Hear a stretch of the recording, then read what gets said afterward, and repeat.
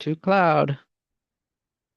Okay, welcome everybody. This is kind of a special session, and we are going to talk about what's going to happen next week. That'll be January 5th. And so if you get a chance to watch this, you'll get a sense of what we're doing for our capstone. We're going to do our capstone project early.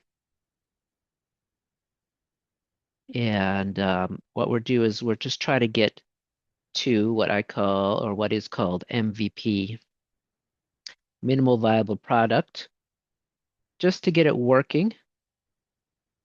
And then we'll have the lucky thing about this is we'll have some time later to put on all those little finishing touches that you wanted to have on, oh, level 3 or level 2 that you never, I mean, if you remember, there were always these little things that you wanted to add.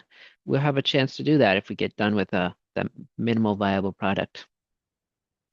So, also want to welcome Jennifer, and everybody I think knows Jennifer in the class. Um, and Jennifer will be teaching you guys in our week. And hopefully what we'll do every day is you will each tell us your blockers. Well, okay, first, what did you do yesterday? What do you plan to do today? And what are your blockers? So every day you'll kind of do a stand up. And don't take more than 2 to 5 minutes per person. Just a quick little blocker and just to, um, to have something for Jennifer to follow up on or your classmates to follow up on to say, I had the exact same problem and look at what I did. So that's sort of the idea, just to keep in touch. And also to kind of, hold yourself accountable to your goals. You're going to say, yeah, I'm going to do this and see if you can accomplish that goal that night. So that's the purpose of those. It's a kind of an industry standard thing. It's called a stand-up meeting, and Scrum, SCRUM, Scrum. You can look that up. It's like a industry standard meeting thing, and that's what we're going to do every day. Okay, so I want to step back for a second and tell you why we can do the capstone this week. Why don't we wait till the end? Well, anybody wondering why we can't wait? Why we don't need to wait until the end to do our capstone? I Give you a just go. break because of your surgery. Oh, that's one reason, yeah. But the other good reason, there's another good reason. Oh gosh, I have these hidden from you. Okay, so the other good reason is week 6. This is supposed to be the next week after. We're doing learn all about what's called AWS and how to deploy, right? And AWS is the infrastructure of the internet. Banks use it, hospitals use it, even the government uses it to serve millions and millions of um, people, customers, citizens. And there's all kinds of rules to keep it secure, all kinds of rules to scale up to from 1 to 1 million users. And it's basically started the whole thing about cloud computing. And it all started with, I think S3 was the second service they offered. So simple storage service. And we'll learn how to store things on the internet. Like what was that one thing called? Microsoft has the thing OneDrive, like OneDrive, those sorts of things. Um, it's a little bit like that, but for anything you could imagine, and much less annoying than OneDrive, although it's pretty close. So AWS is kind of notorious for having a hard user interface. Anyway, point is, AWS in this week, another more AWS in week 7, and we'll learn about um, um, kind of dynamic web pages. This is the how to make your Express server run in the cloud and have it respond to events. So, um, and when you're done with this, you should be in a pretty good footing to study for something called the AWS Practitioner. Um, I think it's called certification, something like that. So it's a pretty nice certification, just an entry level certification. And once you know about these, you got to study a bit more, but that would be kind of the first step to being you're getting into cloud computing. So this is what we have, but none of this is coding, right? And what I'm going to have, I'm going to save week 8, and I'm going to see if we need to review AWS or if we can just have another sprint on our capstone to put in all the kind of nice bells and whistles, like maybe put in some AI. Can talk about AI. Anybody curious about that? I've heard a lot about it. And yeah, I think, these days, just in the past 6 months, things have changed so much that not knowing about AI um is going to put you at a big disadvantage. But on the other hand, knowing all about knowing enough about coding to be able to work with the AI, Clay and I were talking about this. If you know enough React and Express to kind of guide the AI, you can accelerate your coding a lot.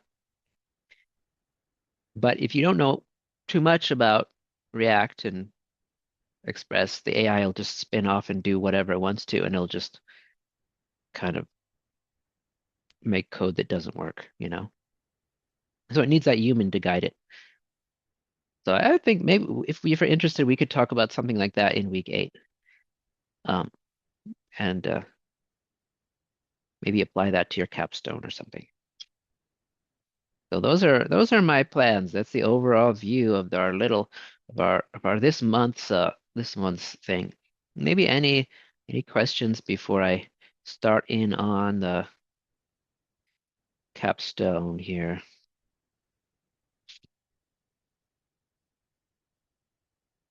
We have our yeah. You wanna talk about choosing a topic, or do you want to talk about the technical requirements? Which one do you think you wanna talk about first? Maybe a vote. One for choose your topic, two for technical requirements.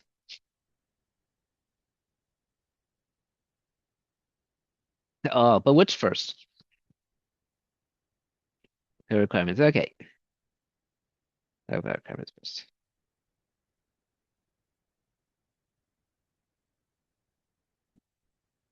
Yeah, okay, yeah. I guess your vote counted for both of them, and then so it's 2-1 or something. All right. So technical requirements. I put these up here, and the technical requirements are here. And um I'm kind of dividing this. Let's see, is this screen good size for you? Okay. All right. So let me go over the the whole technical requirements, and then we'll talk about what I hope you can finish by the end of next week. All right. And remember, we will have more time later to put on the bells and whistles. Okay. All right. What are we going to build?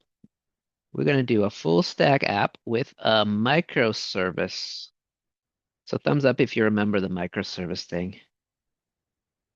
That was the weather, but I hope you choose something else besides weather. We could do weather. Um, Actually, one of your capstones from last semester inspired me to choose weather. Just having events and stuff. Nice to have weather on there. But you could have like an AI call. that maybe asks would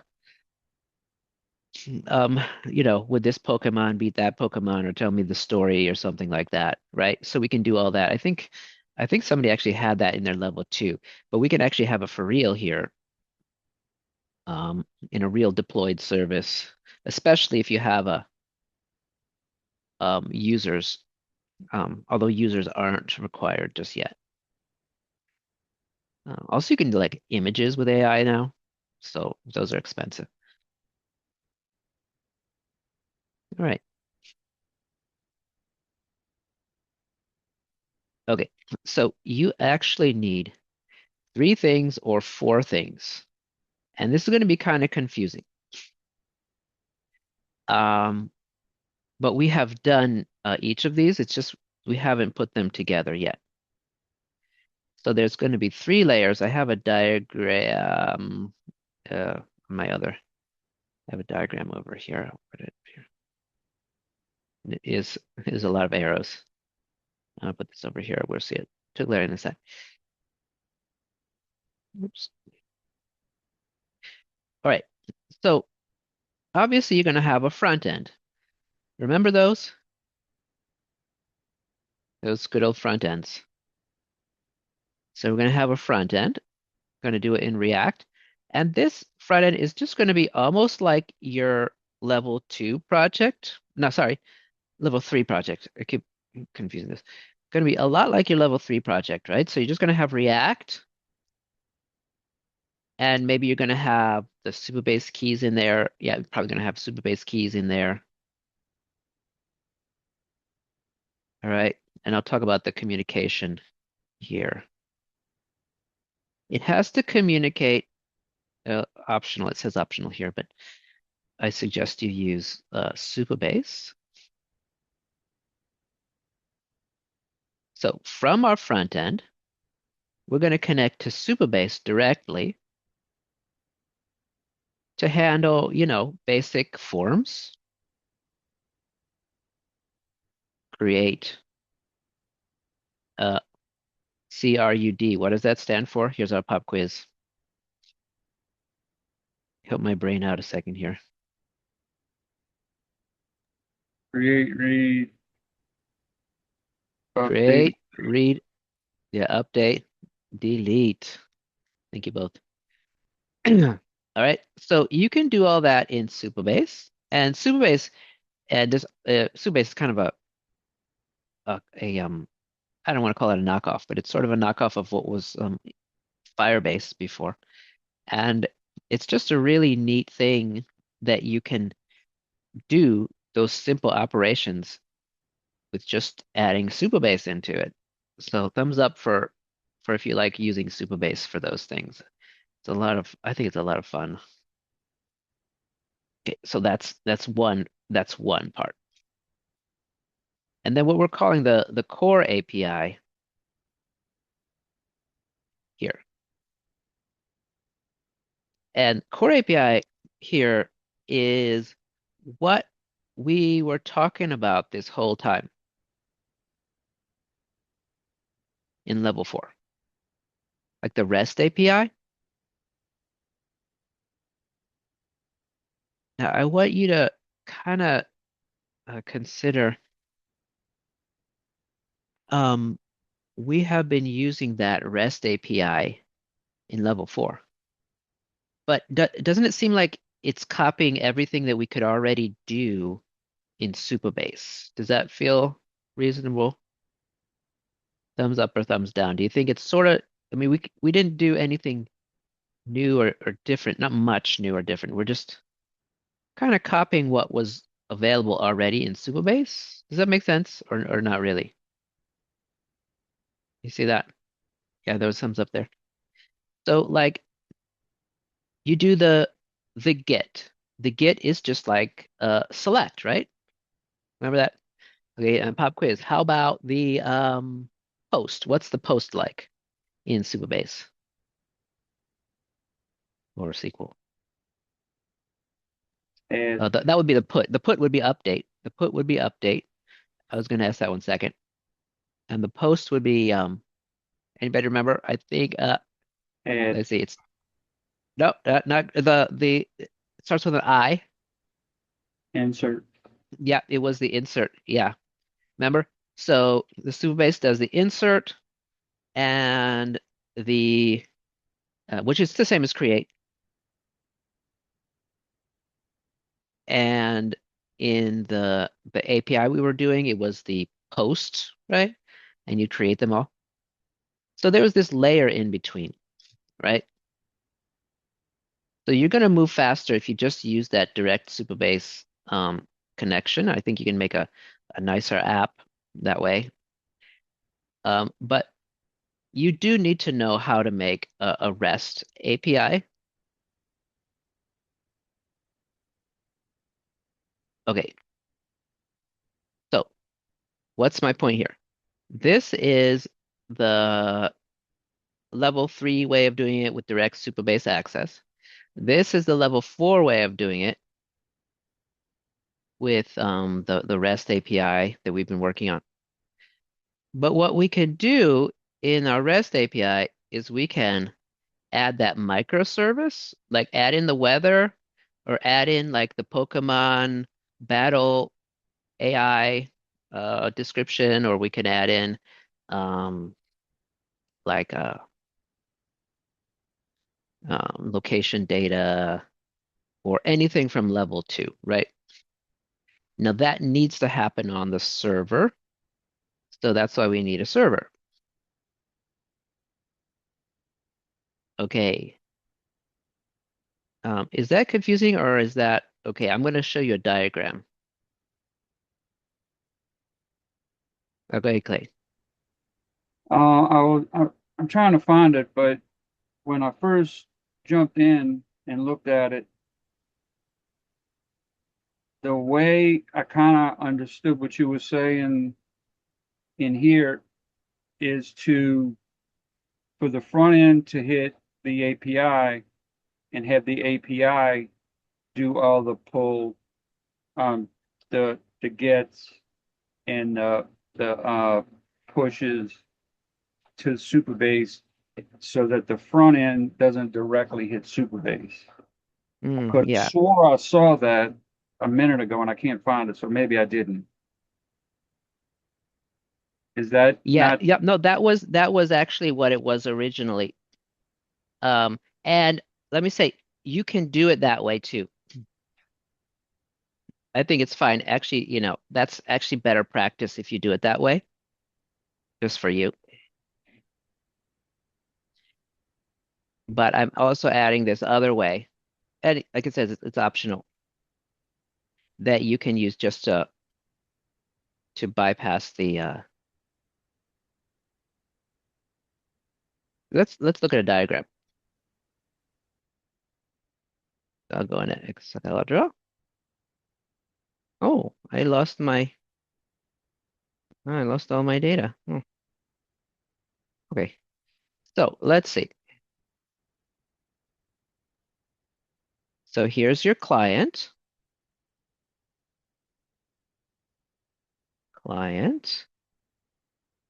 React app, right? Is that good? And here's what Clay was saying here.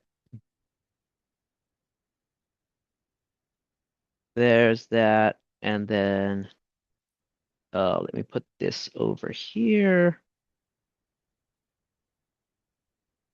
kind of like that. This will be REST API. So also we're calling it core API. Yeah, so that's a good question you had. Let me put that over here. Let me put that over here. And then this is Supabase down here. DB Supabase. And give me a thumbs up if these arrows I draw make sense.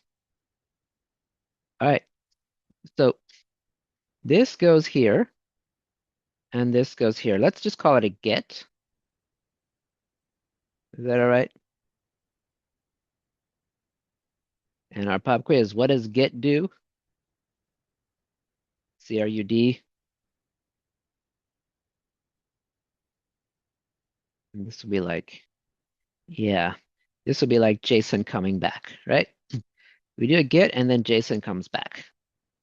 But how does this guy know? How does this guy know anything? He doesn't know anything. So he goes down to the database. Okay. And the database brings it back. And this will be like select, right? All right, something like that. Turn it sideways. Maybe, okay. Thumbs up if this is the like um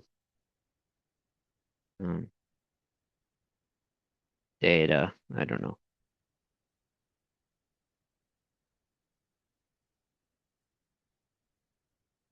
Does this all make sense? Did anybody get the did anybody do one of the katas to connect your front end to your back end? I think you did.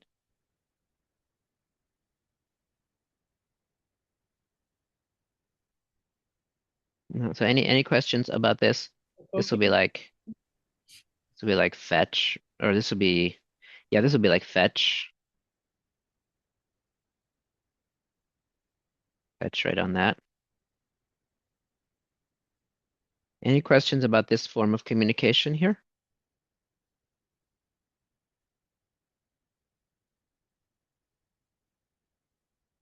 Or is that okay? Give me a thumbs up if that's okay. Look at that. Select is basically when you filter out what you want from the database. Yep. So you could just get, well, you could filter a lot of different places. You could filter it just from this select statement. You could filter it in here, or you could even filter it in here. But that's, yeah. Like you have a lot of rows in the database, and you get one or multiple rows, and you pass them back here. And we did a kata where we did filtering, right? We just took a bunch of rows and we just displayed one or something like that.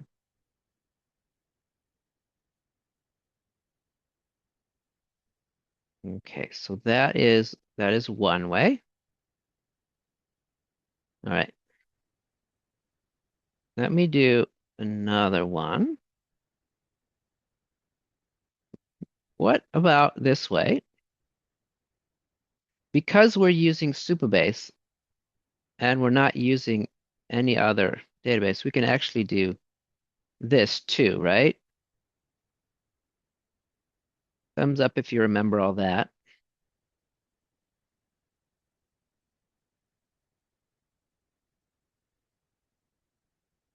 Okay,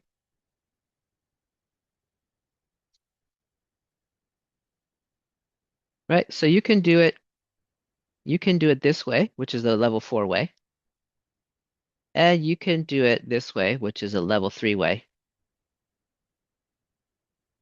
But I want you to do it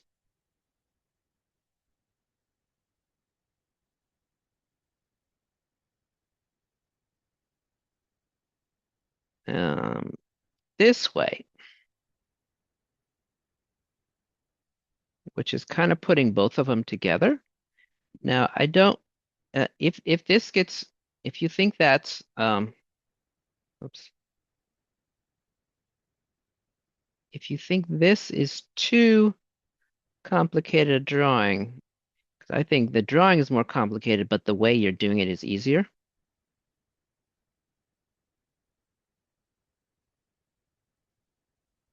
Now, does this thing make sense now?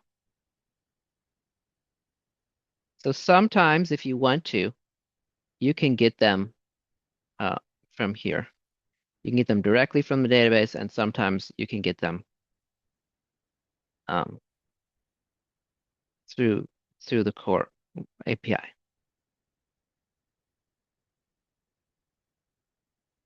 Maybe give me an emoji.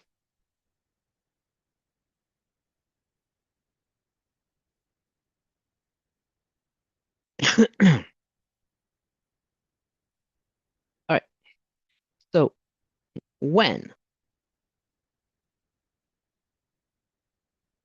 when would you use this? Use this for most common mm, like mm, data. I guess I'll just call it data flows. Mm. You can use this and it's fine to use for the most common data flows, just like you were doing in level 3. Over here, oh yeah, let me give some examples. Like potluck meals. Okay. Example potluck meals. Okay.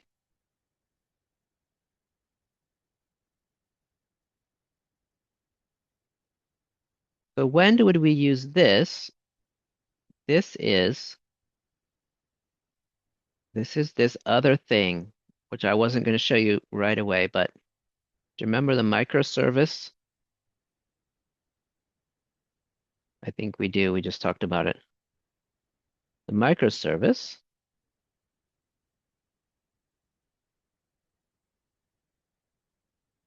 and the microservice gets that. So you can see this core API in that root, in that function, it can do two things, right? It can first get the event. Let's just make it real. Let's make it realistic. So like potluck event plus weather, up-to-date weather, like real-time weather. Let's call it real-time weather,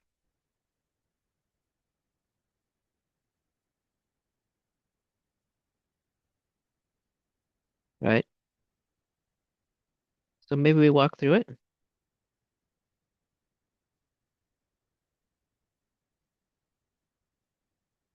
One,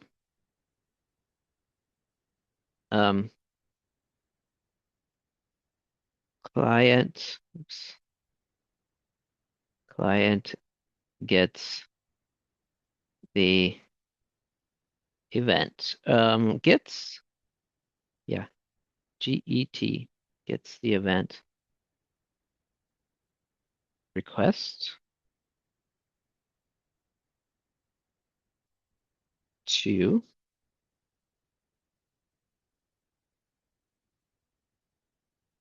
REST API get um, um select the data.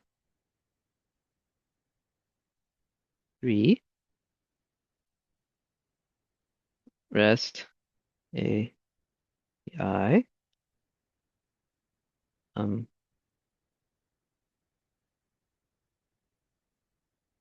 uses the date of the event to request weather data. All right.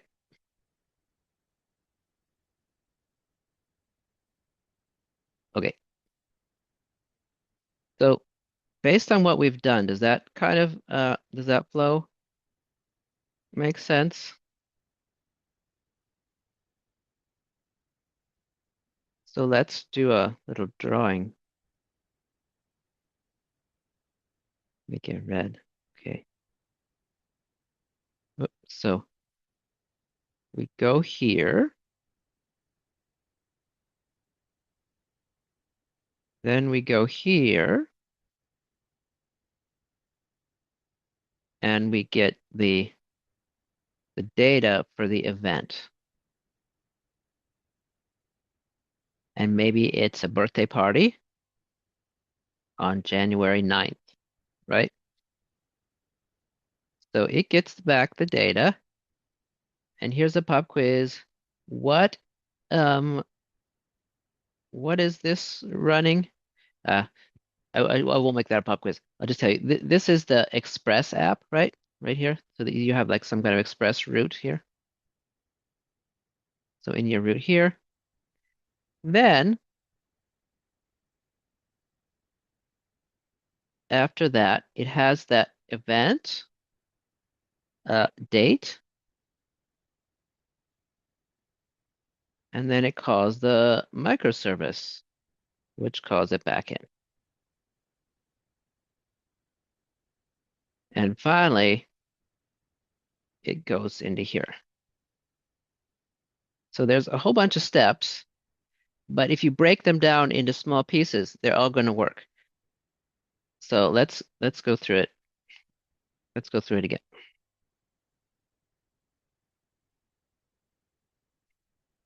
Let's say I am a user and I want to get my event. Okay, what do I do now? Maybe you can type it. What's our first step here?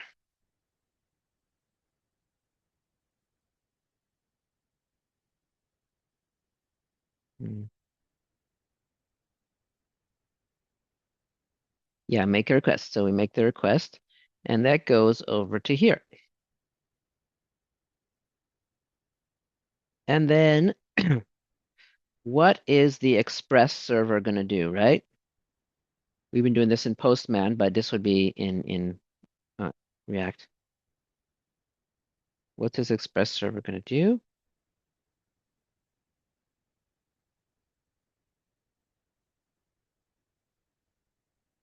Let's see. Get. Well, yeah, I guess we already. Yeah, oh, yeah. I don't know if Oh, you already said get. Okay, yeah. So or it's in here. Yeah. Okay, yeah. So it would be in Git. It would be in a Git. Um, like it might be in here somewhere. This is like Git event ID. Okay, yeah. Get the so that would be in here, right? Right, that's in here. Okay, so in that one,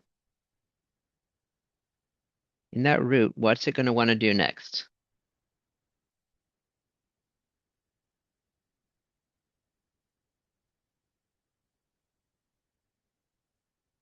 Let's see.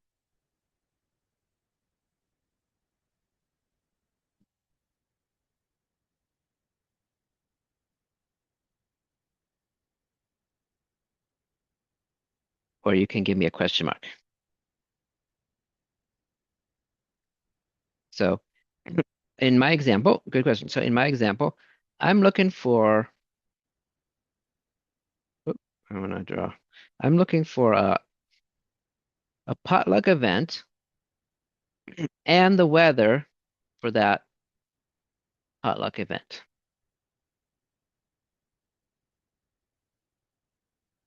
And we're going to select the data.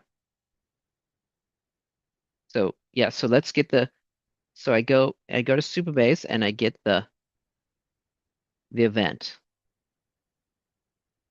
So now my event data is over in my Express app.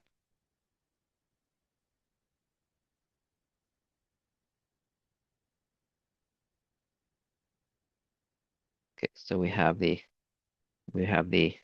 like birthday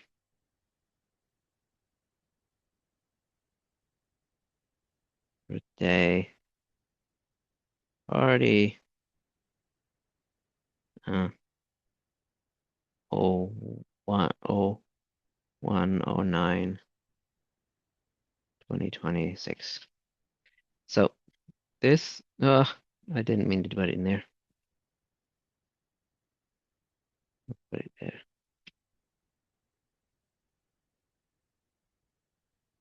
So I have the event and it goes over here, right? Goes into here, into this is the Express server, the Express, then get the weather for that date, right? So then I take this date, thumbs up if you remember getting the weather, something like this. You go to the microservice, you pass the date. Oh, the date and the location, right? Date and, or let's just do like new or, and there's something, okay. So you get that, and then you pass the date and the location for that date to the microservice, and then it gives you the weather. And then you pass the whole thing back here. So you get the weather and, does that make sense?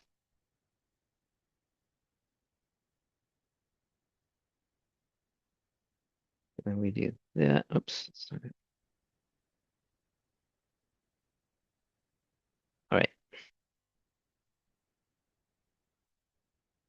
And finally send it back. Okay. So it's all these pieces that we've been working on for the past couple months, all sort of fitting together. I'm trying to undo everything.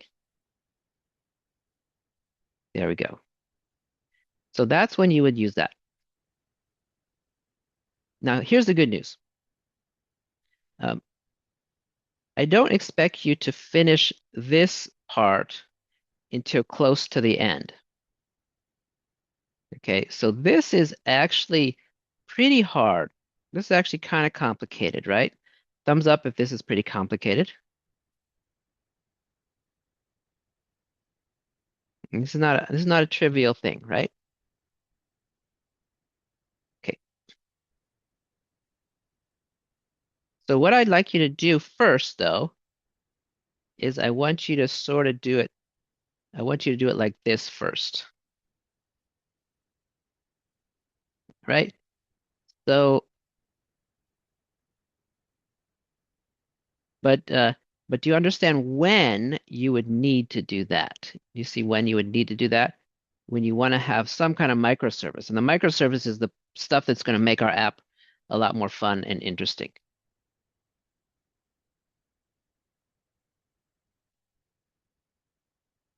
Okay, so I wanted to show you this. So this is in your plan.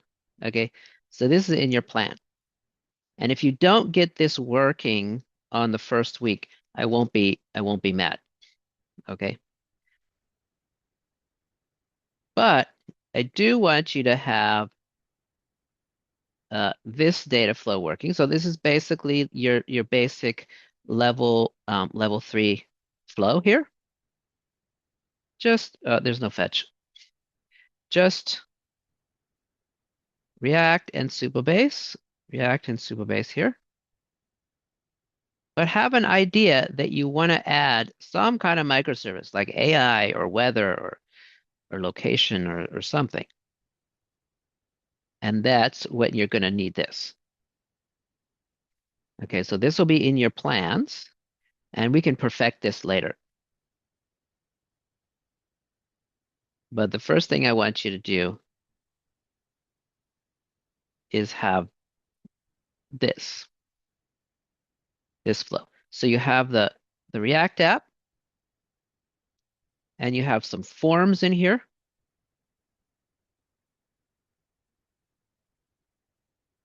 Right? And they, they do your um, update, and they do your delete, and they do your create and all that stuff. And so that's the general flow. And this is what I would like you to try to work on first. Does it make sense? But have an idea that you're going to be adding all this cool stuff over here.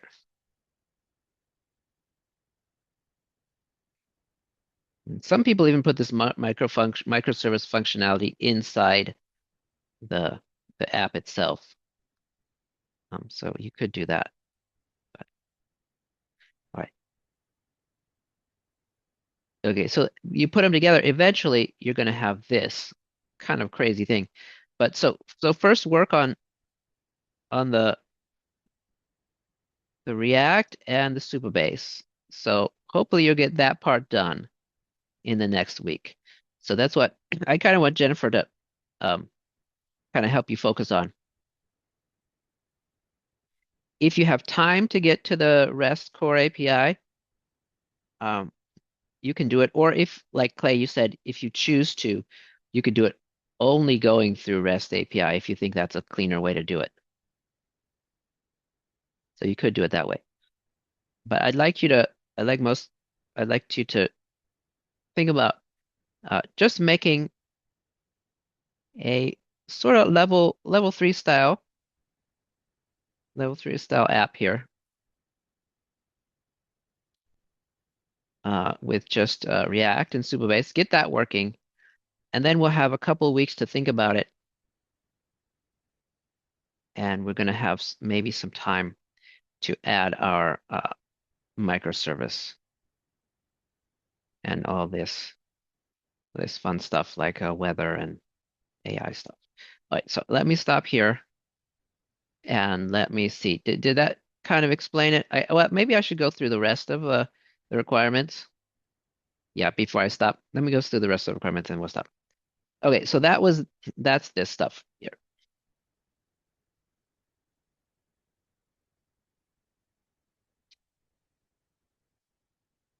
So number two is,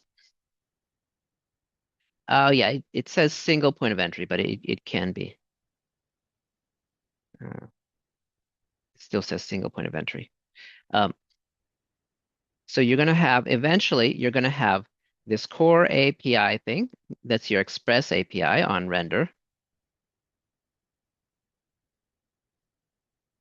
And that would do these three things: reading from Supabase, calling your microservices, and combining the data. This is like kind of like the brain of your app. So that one is, where to go? Let's see. Yeah, that one is like this.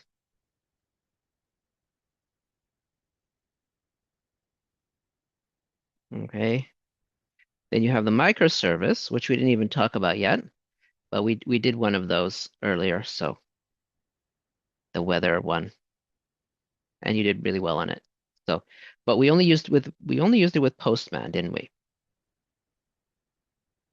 You have one built out. So that would be over here.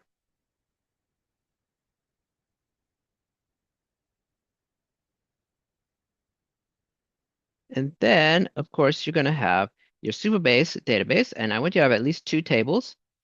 And I hope you can think about having user table. You can see if you can get user tables working because Supabase is pretty straightforward to get users going. So here we have this required user flow. There's two ways to do it. You could do Supabase back to React, just two things. Or we're going to have this kind of complex flow that it may take us some time to get to. Like I said, if you don't finish this part next week, that's going to be okay. But I do want you to at least get this Supabase and React uh, MVP working. So I have some examples, and then here are our checklists. And this part about the core API routes. These are, let me see where it is. Yeah, so these are all the requirements here that you can kind of check in. Um,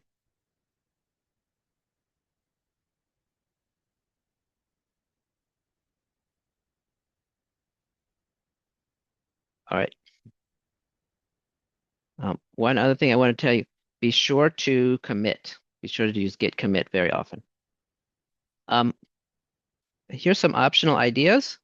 You can have AI powered microservices. You can like generate little stories for Pokemon, or you can even have images created. There's a lot of neat things you can do. You can do like weather plus AI. You can try to integrate some events or like venues and stuff. That'd be kind of neat. And the optional authentication here. These are some optional things in here. So you can look at it. All right, but the thing I want you to do, again, I by the end of the week, I have it over here.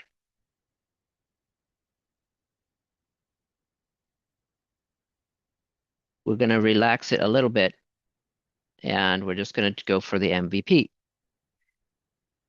Okay, and I keep saying MVP. I'm not sure if let me kind of explain myself. The MVP is basically like a demo version of your app, and it might not have like users in place. It might not have authentication. It's kind of like what you had for the level 3 app. But it all works. It should work. It should like send an action to the database and get a response. It should save and retrieve and display, like, create and read and all that. Of course, using Vite and so forth. Okay. Now, again, if you don't get to the microservices and you don't get to the all that backend stuff, that's going to be okay for this week. All right. But I want everybody to get a nice, what we call MVP by the end of the week. So I went through all this whole stuff here that maybe scared you, right? Um, but what we want is at least this for next week. And then we're going to be able to add some really neat stuff over here.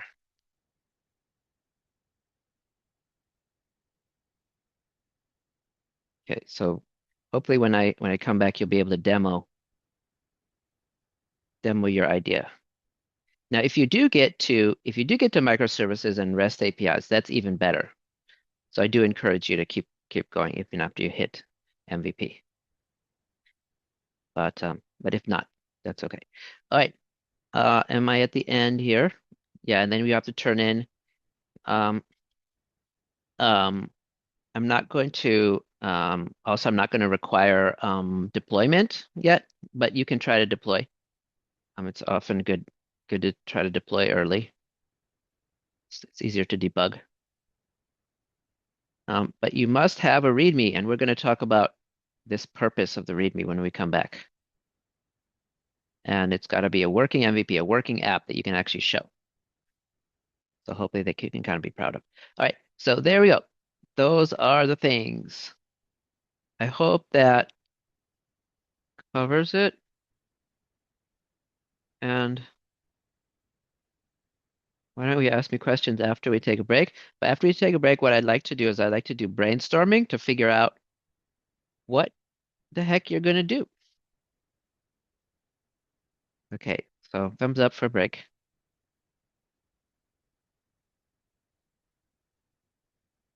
Let me pause there.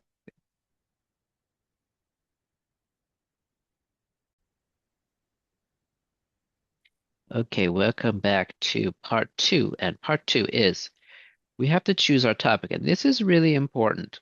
You know, I hope I could choose a topic that's really motivating to you and that you'll be happy to like share with other people. And so here are some things to think about when you're choosing a topic. And this is a little bit long. You don't have to check every single one of these boxes, but these are just helpful ideas. So I know this is, you can kind of skim over this, and we'll just talk about a few of these points. And then, like Clay mentioned, I did add these project suggestions. And then maybe we'll take one of these project suggestions and we'll kind of run it through and see if it fits with these, you know. So why don't we just look at some suggestions? Um, one of these are some ideas that some other people have come up with, and that well, this was my idea. I don't know, kind of crazy idea here. Neighborhood egg sharing. There's some people that, I don't know if you know anybody that grows chickens, but um, some people like to have too many chickens. So what if you had a way to connect with neighbors and list your chicken egg inventory or something, you know? Um, and the reason I like it is because it's very focused, and I don't think, well, I mean, maybe there what exists one. I don't think maybe somebody's thought of that idea, but they probably haven't implemented it very well. So maybe, something very, something very specific is what I like about it. Or how about this dog meetup app? Um, Kind of a meetup except for dog lovers. And you could get the weather for those. That would be useful, right? You could have that integrates with the microservice there. I'm not sure how this would integrate with microservice. Maybe some AI or something. Have some animated chicken. I don't know. Um, this is something that I've been thinking about for a long time, like a custom language tutor that adapts based on the skill level. I've used so like anything you use ChatGPT for, you can turn that into an app, right? So if you find yourself constantly asking ChatGPT the same question, you can take that prompt and use that prompt to make it into an app. And that, in fact, that's what Boris. Oh wait, where'd Boris go? That's what Boris is. Boris, the professor. It's just like a common question I always ask it. I just kind of mold it into um, a prompt and have it ask that for me. So, here's some other ideas. And Ty, we were talking about, I'll check my questions. Chicken recipes, yeah. Or chickens or egg recipes. Oh yeah, maybe put the egg recipe on the app or something. Gotta be things you can use the app for. Okay, so and then if you do want to make a game, you want to go back to P5. What's P5? Game Lab.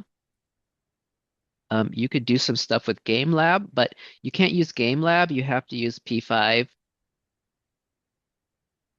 I forget who I was I was playing around with. I think it was Hi. Were we doing this before? You'd have this. This kind of looks familiar. The background and all that stuff. You could actually use that to um, embed. A game lab can't be embedded in an app, but P5 can be embedded in an app. And then you could, figure out how to have high scores and stuff. So if you wanted to somehow make a game, that would be possible. Um, there, I know there's some people that kind of frown on games, but if it's something that motivates you, it can be a good learning experience. Nice. Oh yeah, go ahead there. Um, why don't we just throw out some ideas here? And this is where I'd love for Jennifer to throw out your old ideas. I know you've seen a lot of ideas that people had, and you've had some ideas as well. And Mm. I'm just going to keep track of these ideas. So I'm going to write chicken recipes. Now, were the chicken recipes supposed to go with the eggs, or were they a separate idea? with the eggs. Okay, the egg. Oh, what did I call it? Egg sharing, egg sharing with recipe generator or something, I don't know. Okay, yeah. I don't know, Jennifer, do you have some ideas? I can put them up here. And Ty, go ahead. I'd like you all to just think of ideas. You can type them or just yell them out. This is time for brainstorming. I was thinking like you can have like a recipe tracker where you can use like a recipe API. They have a few free ones, and then you can save that data from that API into like Supabase. That way you can render like your favorite recipes and then you can probably like edit those recipes, That way you would have your all your CRUD operations in there. And then maybe like another one would be like a movie ratings. Like you could use like the movie database API, which I think that one's free as well. I know you need a key, but it's pretty straightforward. And then you could probably search for movies and then add like user ratings for that and then save your ratings in Supabase. And then that way you can also save like the image posters that you get from that. And then you can kind of mess around with the Supabase buckets because they have like the S3 buckets for Mm. Supabase as well. And it's pretty easy to do as well. But those were mine. Yeah, we will actually talk about S3 buckets later on, but what is a what is a bucket? Why is a bucket so neat? I like the Supabase buckets because it's easy for you to like have all of your images like in one place and you can easily get to them and integrate them in your app. But I think So Clay had his hand up. could a user could a user upload an image and with the Supabase API? I think so. I've only done it myself because I've just used Supabase myself like recently. Um, but I did it with like Mongo. I know you can upload your buckets that way too, like a user can. You just have to add like an auth, I think. Yeah. So if you want to experiment with like uploading images, you could you could use that. And that's where we start to get into this sort of microservice idea. Anything get more complicated, you might have to do that. Although Supabase might have something that you could do from the client because that's their thing. Okay, Clay, yeah. I was thinking of my um, level 3 capstone with the movies, and instead of using the descriptions that I have from my database, get the description from the API, from uh, ChatGPT. Oh, with descriptions from AI model.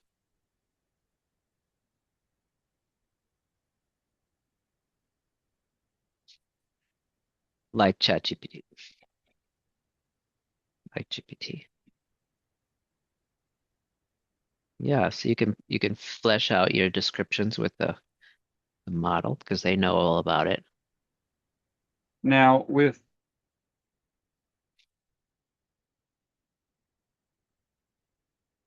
my level 3 capstone or start from scratch? Yeah, we're talking about that, and I kind of do encourage you to kind of diversify a little bit, try something new. Um, Okay. it can give you kind of a fresh perspective on things. Because if you're always doing the exact same thing, you might kind of do it the exact same way. I just don't want to go through those protected routes again. Uh-huh. And on the React side, Uh-huh. Yeah. Well, if you do them again, it won't be so bad the second time.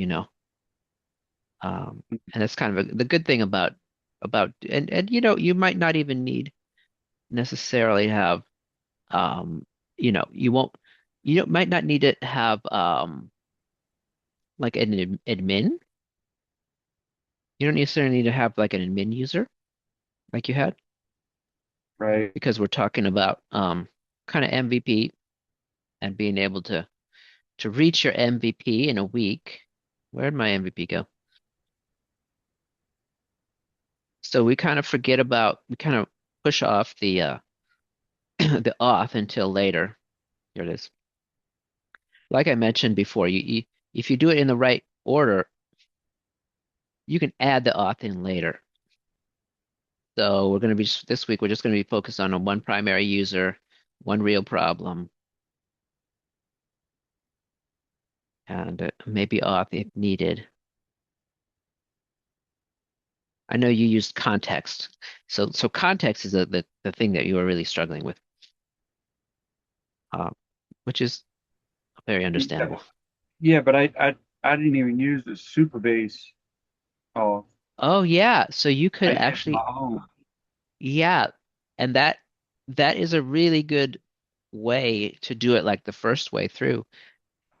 But then you can like kind of appreciate Superbase's engineering and figure out, oh yeah, so this is how one way to do it, and here's another way to do it.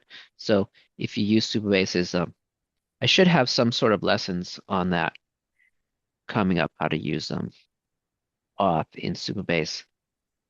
And Jennifer, you know how to use auth in Supabase, right? What do Yeah. you think about how is it convenient? Yeah, I mean, it is because it gives you a list of all your users once you link up your like you have to add if you make your table, you don't disable that RLS policy and you give them all policies. And then I think you have to give each one a user ID and then it generates that user ID. So it knows which row belongs to which user. And then it uses that user ID as like its authentication. Like it automatically does everything for you as far as authenticating who can see what data from each table. It was pretty easy for me because it kind of does a lot for you as far as like the logic goes of adding an auth to your database and stuff. That's what we were remember what we were all doing. Where did it go? A potluck. Mm. Did I I do it? think it was Check. either hackathon demo or demo 2025. They're all paused. Was that there or was I over here? No, maybe it was demo 2025.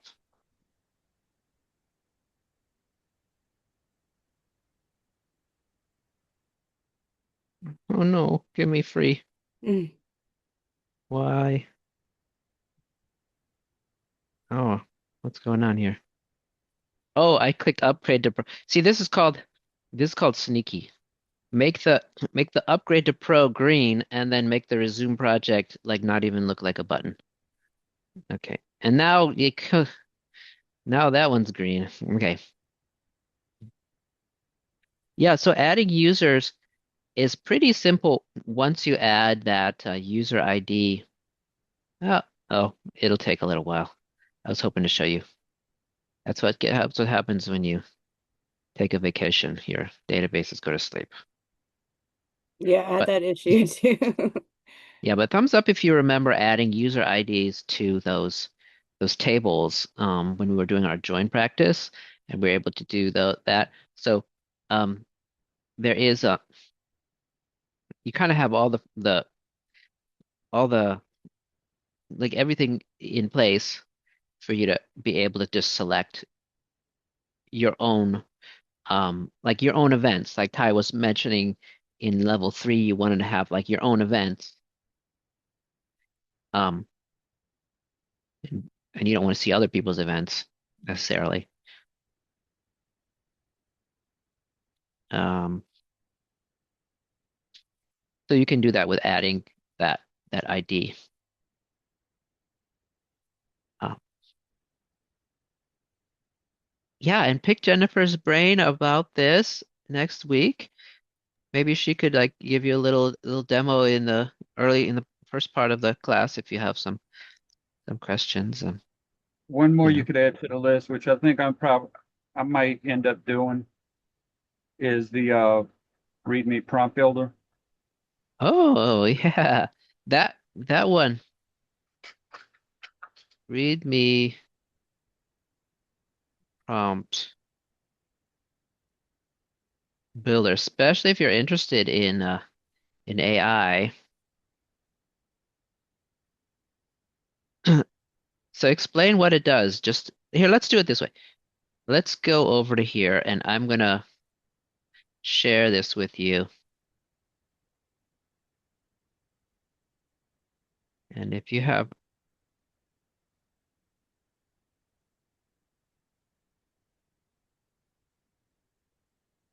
you can have a look. You already have a demo set up here. Oh, there we go. Yeah. Oh, right. Yeah, you showed me that. And you can set all these things and it will create a prompt for you that you can just send to ChatGPT and it will build it for you. But wow, this is neat. Yeah.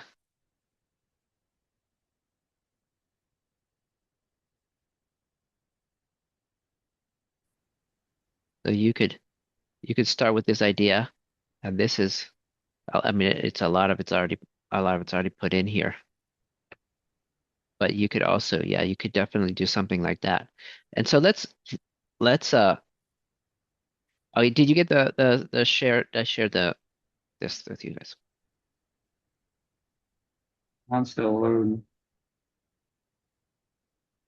Well, Moodle is fast, but how Google is slow. You got it? Okay. So why don't you why don't we work through Clay's idea here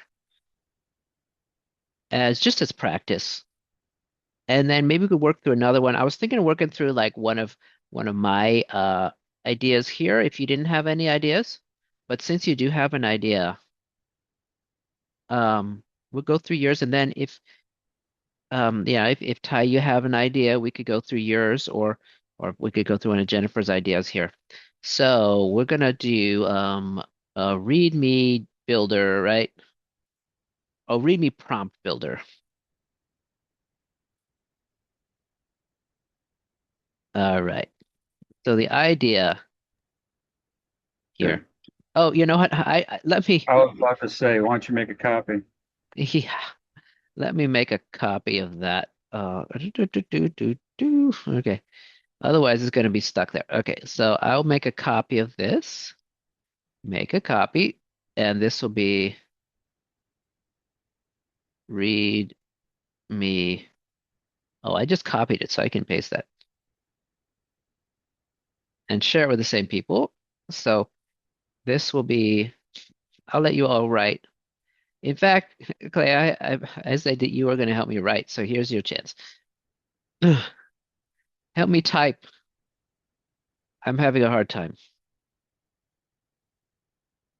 So why don't we do that? The project title I right in can't there. edit. I can't edit it. Oh, yeah, that's because I didn't let you edit. So anybody can edit. Okay. Do.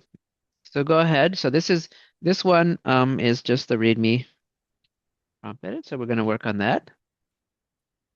And so I'll ask Clay to do this, and then we're going to think about your one sentence pitch after that. So let's put in the title. Uh, okay, it just loaded up again. Yeah, just when it gets up. And hopefully going through this chart will maybe it'll kind of help you think of ideas yourself.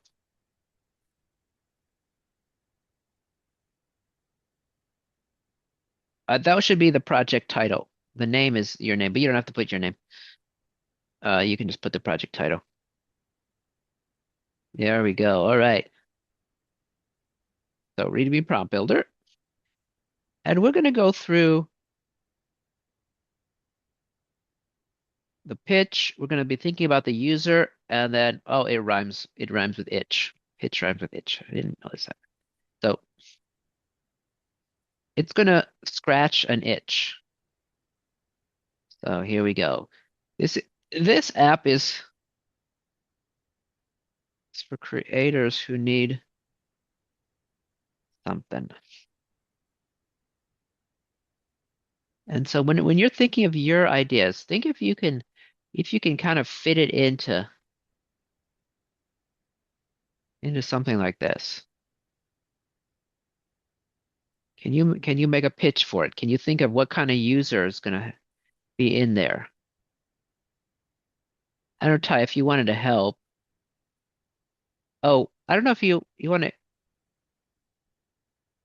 We didn't really explain what it Uh, does, but does it make sense what program. it does, Ty? Or do you want us to do you want to try to explain a little more? You got it. Yeah, I don't know if you would like to work on one of these, or you could think of your own idea and try to you can copy one and try to think of your own idea. We can discuss if you have your own idea. Sometimes it helps to, even if you don't use that idea, it kind of helps to go through them. Like Clay said, Clay might not use this idea. He may think of another one. All right, great. Yeah, so just right away he was able to think of like the pitch.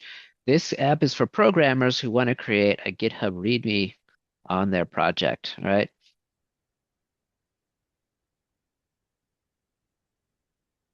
So it's a very like laser focused,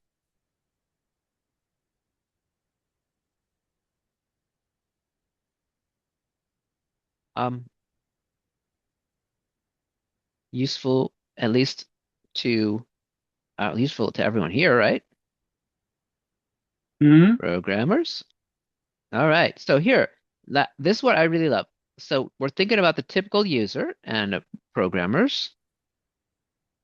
Okay, what's our itch? What is the itch that we need to scratch? Okay, having to create readmes. Do you kind of, yeah, you trying to, it's okay.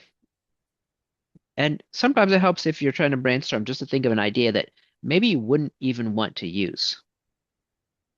That's okay to think about. And we could just do it as an exercise and it'd be happy to throw it away, but it might lead to something else, you know? Might your brain might spin off to something else. Or we could do that chicken egg thing. All right.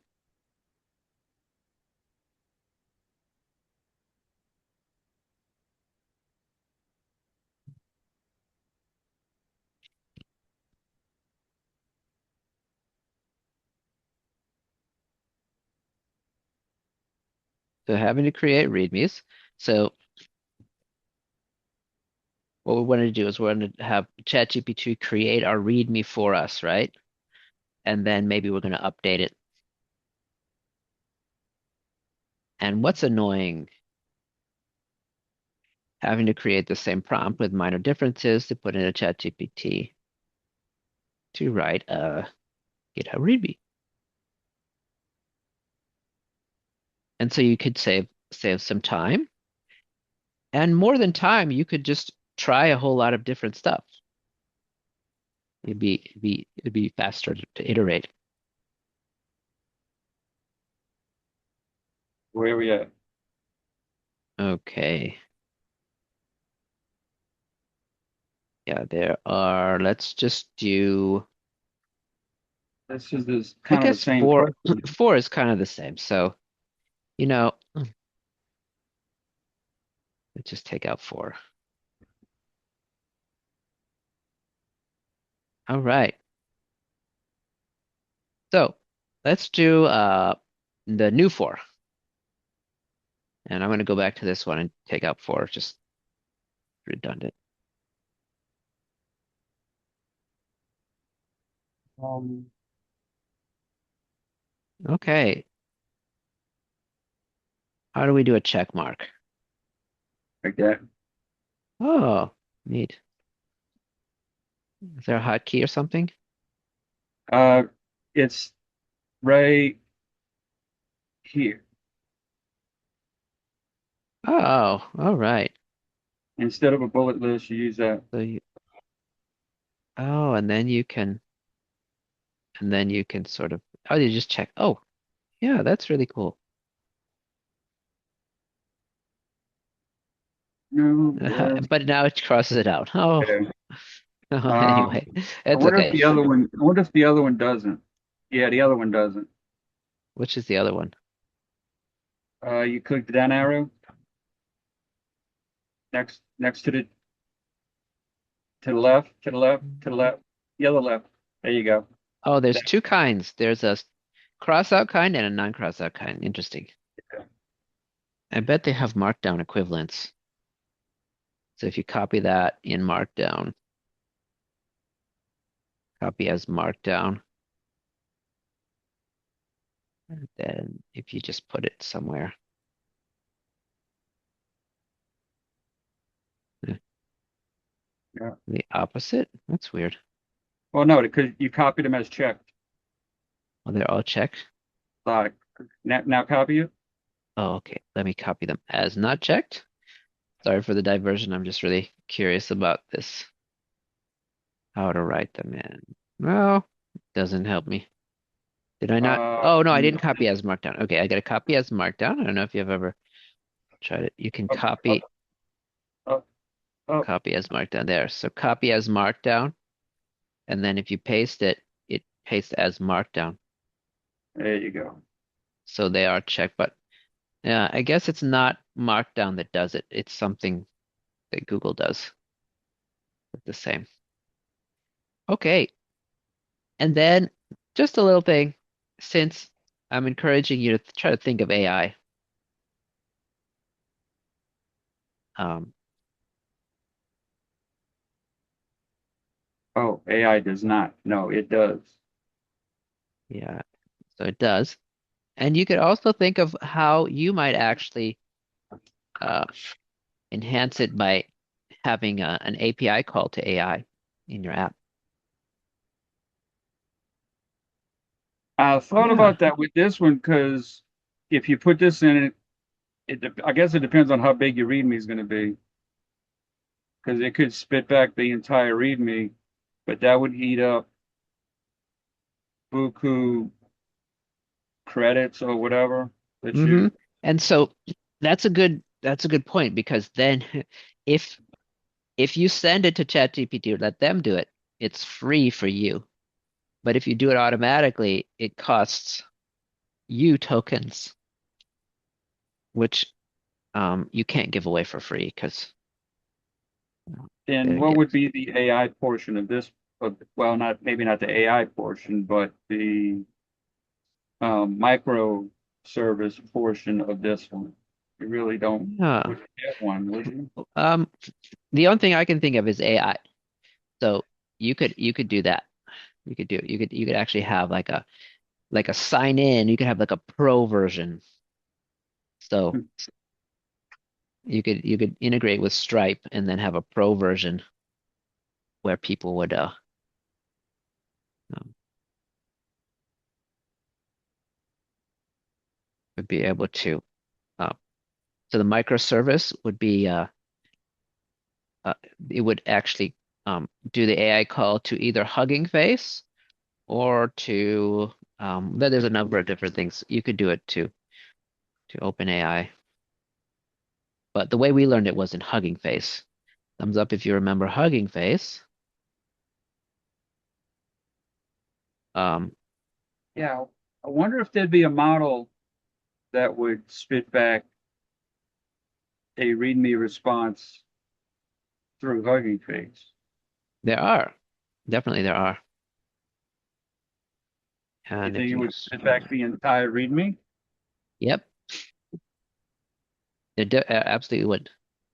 Okay. And you can choose one from Hugging Face and it would work just the same as what we did in level two. Right? We choose the model. We choose the, how come it's not like I thought it was? Choose model. Where's my, oh, I have to click models. Okay. Model, and then I want text generation. And then um here, I think these are some new ones here.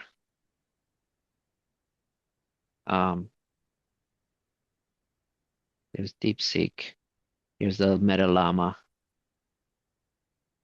And they have the open source versions of GPT. Some of these are going to be free for you to use within, like you only get a certain number of tokens. And some of them you'd actually have to start paying for. So, but some of them, the nice thing about Hugging Face is you can get a demo app up for free, especially if you use like um one of the smaller LLMs. Like you can see, remember how we looked like that's like 20 billion, but like this would be just 8 billion, maybe 8 billion would be, Right. or even like, oh, that's 8 billion, yeah. So the smaller ones would use up less tokens. So if you had like, or Quen or something, these are some of these smaller ones. They generate text and you could try it. Um, where was oh, here. Yeah, you can just put it in here. So I'll try it. So you could just, The script? Yeah. oh, I can send a clipboard. Good. Wait, prompt here. Um, make, is it just the prompt? I just paste in the prompt. I don't have to, Correct. does that only give me one line? It probably put it all in one line. Let's see. It might truncate it just in this UI. Oh no, it didn't. Oh there, look at that. Yeah. Oh, look at that. There you go. And so it made the Oh, wait, README. wait, wait. But part of this is either you paste the code from your application with it, or you Ah. attach a file that includes a text file that includes all of the code for your application with it. Oh yeah. So you'd have to do a lot of thinking to figure it out. You could still do it with that would be you could still do it with GitHub. GitHub has an API. So um you could paste in your it's still possible to do from the website. So that would be the external API. You would like paste in your GitHub repo, and then this would have to go out there and and grab it using the GitHub API. Right. So like there you go. Yeah, that would fulfill everything there and more because you'd have two of them. That'd be the bonus. But it does seem to work. And it does seem to work with a cheap, you see it just an 8 billion model, a smaller model. So that's kind of cheap. And then, um, Pull pull it out, copy it out, and put it into a file and see what it looks like. Scroll yeah, down a and little you probably have to ask it not to give you any chat. Um, copy.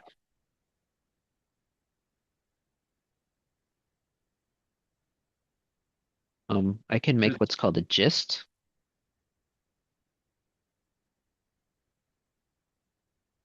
It's a good way to share. Paste. Um,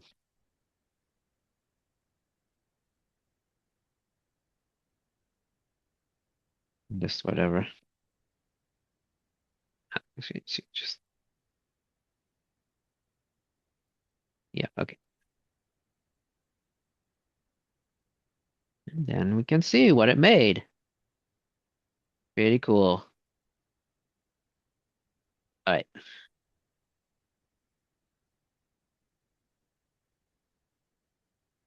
But I just want to review. If you want to view the code, do you remember this?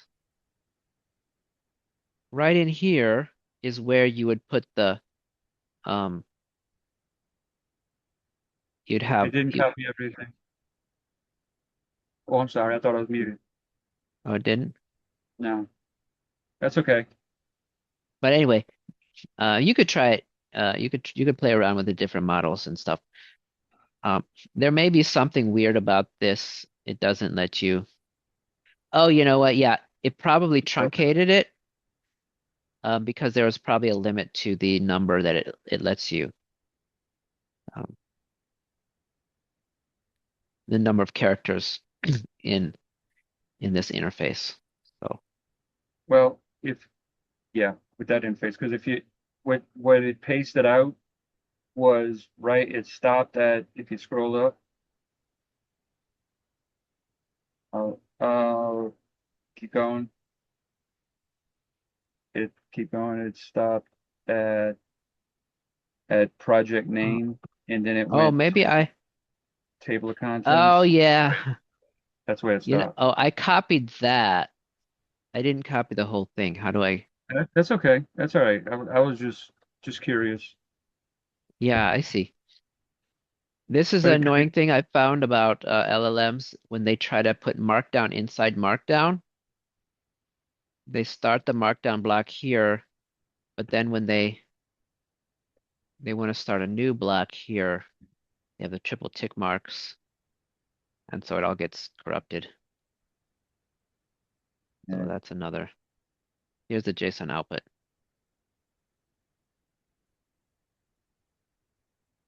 So let me update that. When I edit,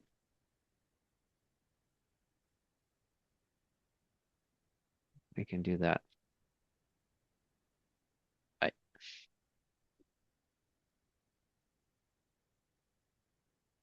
Anyway, I wanted to show you Hugging Face if you wanted to. Oh, I forgot.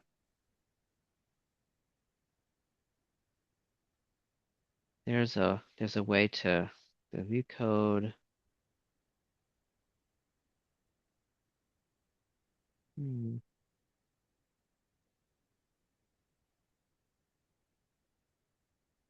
where's the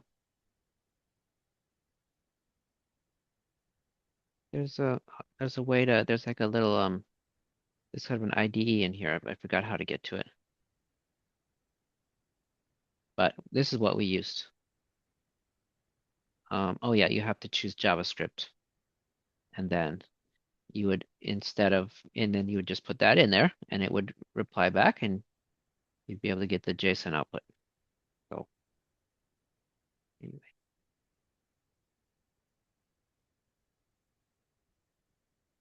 okay.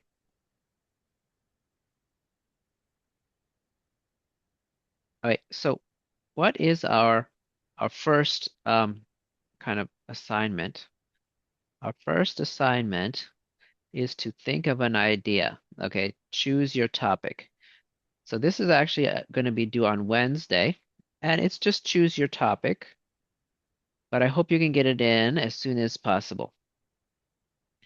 So this is the whole kind of thing here.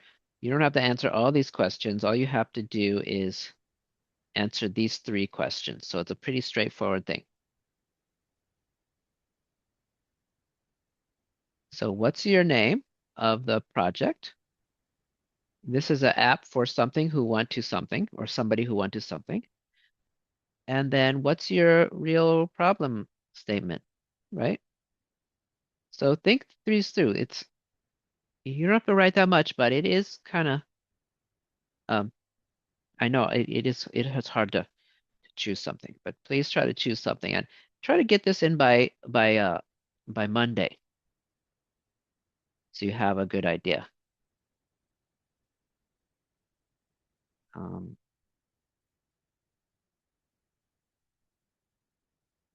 why don't we take a break and then we'll see what we want to do next. Um, if you'd like to do a little more brainstorming, we could do that. Um, or if you'd like to kind of get into kind of the nitty gritty, we might want to get into the nitty gritty of how a good way to set up your project. So we may do that in the last half, in the last third. Okay, so we'll take a break. Hit pause. Okay, so during the break we had some really good ideas, and just keep the ideas coming, and then maybe at the end of the weekend you can settle on one of them, and you can draw out your chart and figure out what you're gonna do with what. And even if you can't think of a way it checks all the boxes, eventually you can probably iterate over it and figure out a way to check all the boxes. So, all right.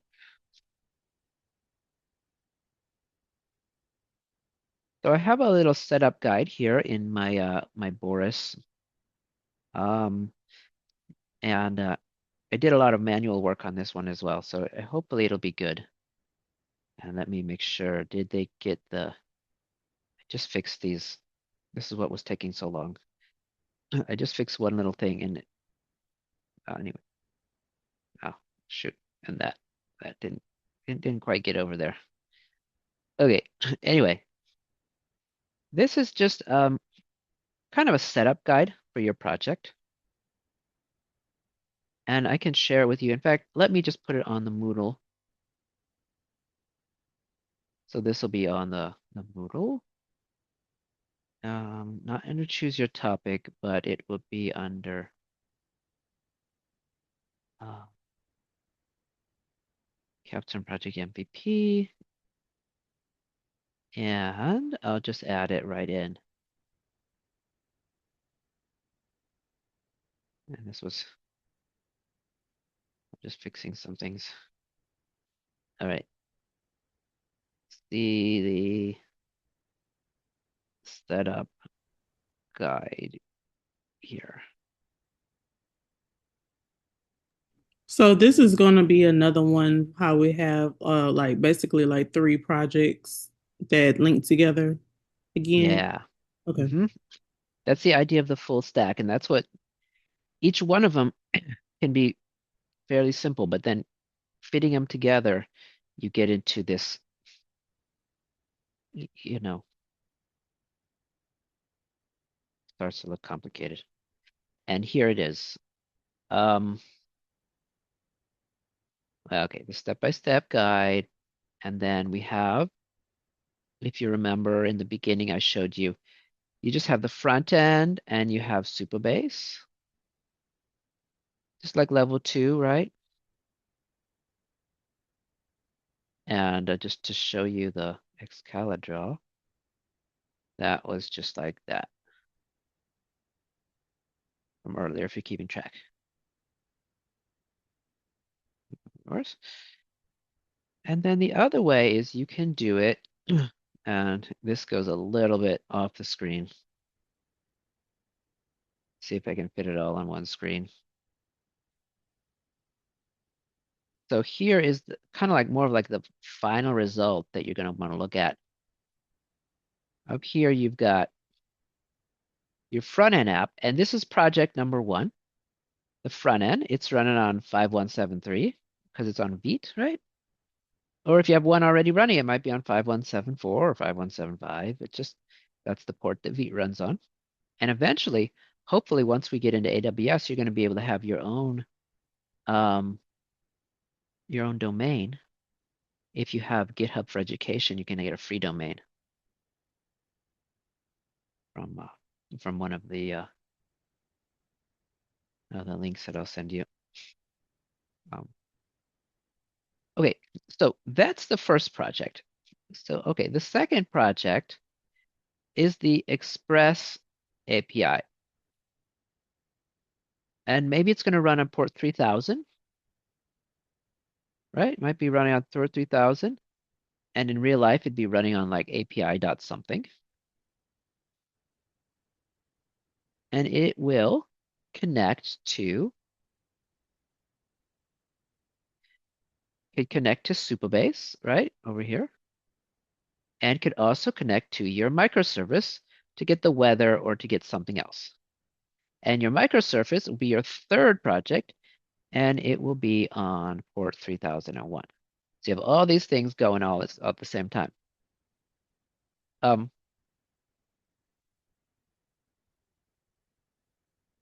right.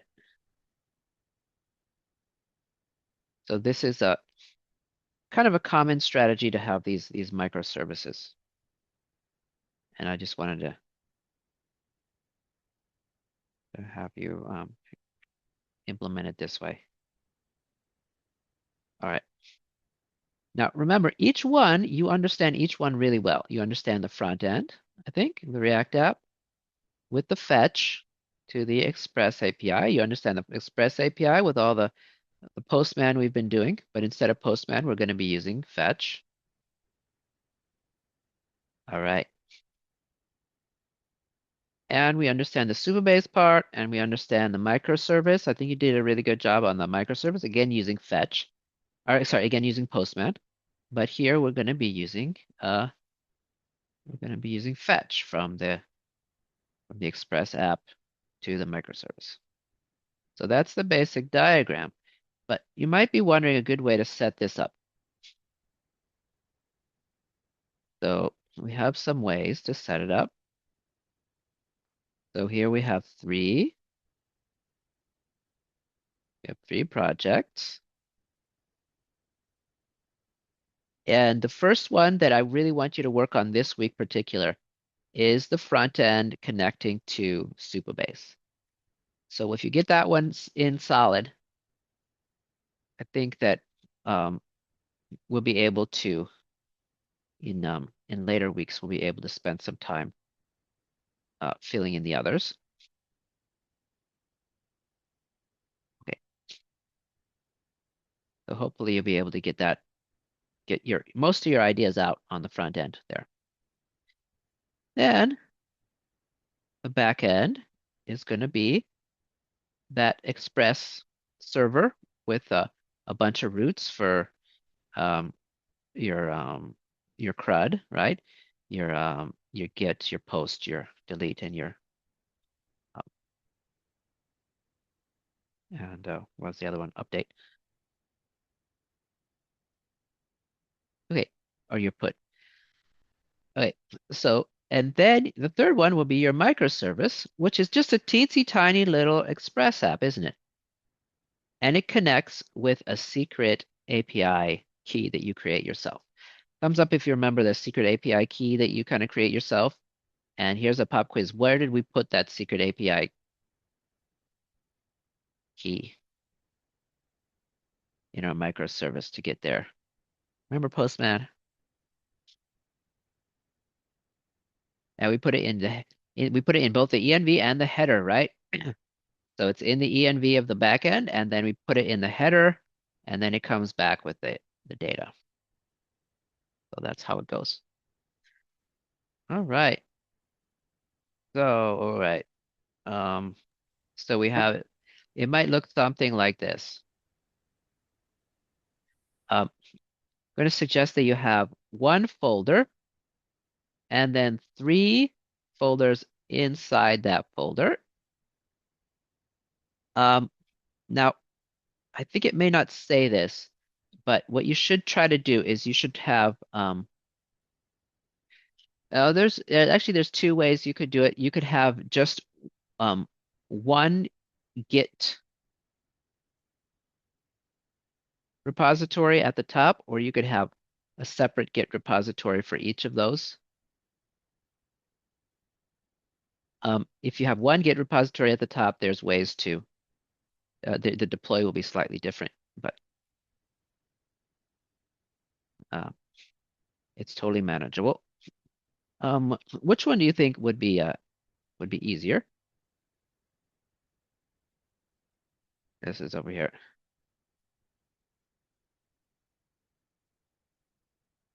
One GitHub, Um,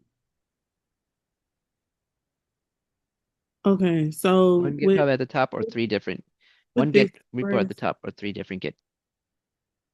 can you hear me? Yeah, With the Express one is going to be in the back end. So how, like, when we run our commands that and we initialize it in the same folder, that's not going to affect it when, or are they all going to have their own pack? Wait, how will we do that? yeah, they're all gonna have. Oh, yeah. Let me show you what it looks like. So I do have a. Let me open it up. I do have a little bit of a demo. And I'm sorry, I can't type, so I can type sort of, but where did it go? Oh, here. Is it? Oh, yeah, I've got to open it directly. Or will we just make three different repos in the Capstone folder, like how we do our projects folder? You could do that too. If that's simpler for you, you could just have three different Git repositories. And let me do that is how I often do it. And I'm trying to open it up here for you.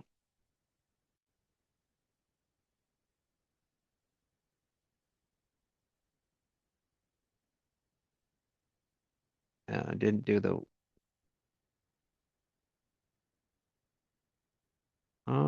how do I share that one? Whoops. That's the wrong button. Okay. Wrong. Okay, share. I want to share my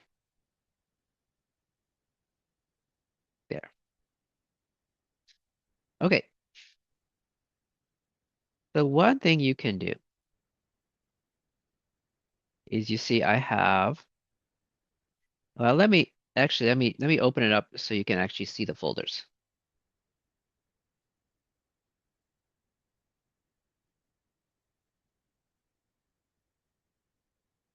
So in my projects or whatever, I'm gonna have something called like the full stack. Um, this might be called I just call it Potluck because it's my Potluck app. And I'll have three folders in here.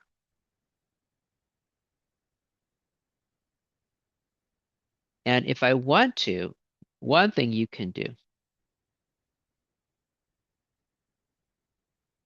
is kind of crazy, but you can open up an entire VS Code for each one. But So Potluck backend. quick question, quick question. Couldn't you just have, like I was saying in the chat, couldn't you just have three terminals open and each one would open up three terminals in that one VS Code? Yeah, maybe I should show that one first. I Oh, don't know. that's an option that you can show. I'm sorry, I jumped the gun. No, that's right. But let me see. Okay. Okay, so I have my backend here in this one, And then let me open up my front end. And I'll just open up two. I don't want to overwhelm myself. So I'll just open up my front end and my back end. So I have two. I got my front end over here. Oh, oh, I can't move. Oh no, I can't move. Spinning beach ball. All right. There we go. So I maybe have one over here and one over here. Ah, there we go. And you get your terminal there, and you got your terminal there. Gosh, that's what happens when you install too much stuff. Okay, and then you could just do npm run dev in my, what is this, my front end? And you could do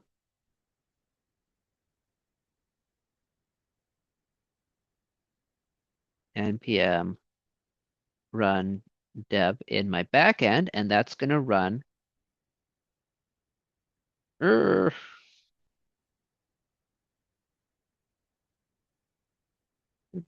I not in the right folder? Oh, that's the wrong. See, once you get too many, it does get confusing if you have too many VS codes open. Right. So npm run dev. My computer's really, why it should be going so slow.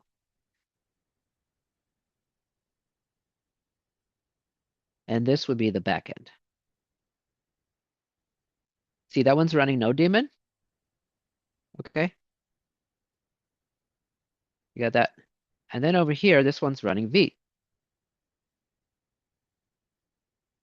So we can check out what routes do I have. Yeah, so for example, I have my events over here. And I can just open up Postman. I think I'm gonna have to quit something. Otherwise, I'm gonna run out of memory here. I think I'll quit cursor. Okay. But this is what I have my Boris thing in. Um, so my Postman is going to be able to access. Okay, I'm gonna make a new. Oh man, something is. Oh, it didn't let me quit. Windows not responding.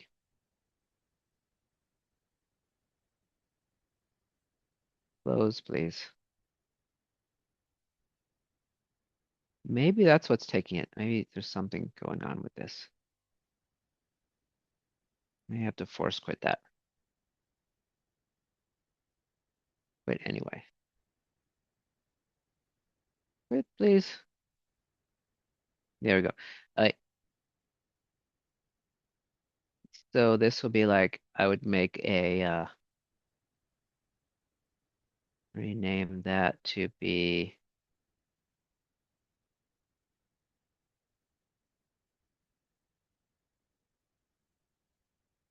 Capstone.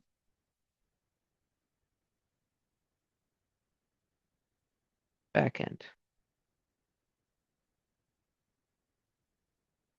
And over here, I can do my request to the backend. Mm, It's over here.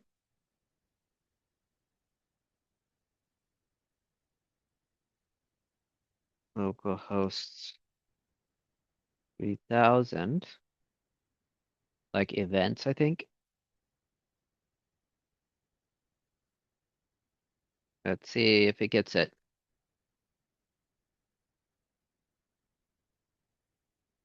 Supposedly did. Yeah. There you go. So I have my birthday party and my office potluck and the family reunion. Okay. At the same time, so that's running over here in this VS Code instance. Then over here at my front end, and I can just go over there and I can see my V project. It's just started up, right?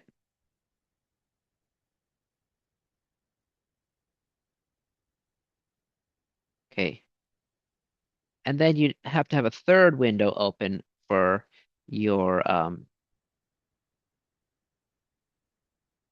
for your microservice one. But maybe if your microservice, you could, you don't always have to be working on your microservice, so that could be closed. And like I mentioned, we're going to be working on the front end first. Um, and then you would do your Git and all that stuff in here. Okay, so does that make sense as one way to do it?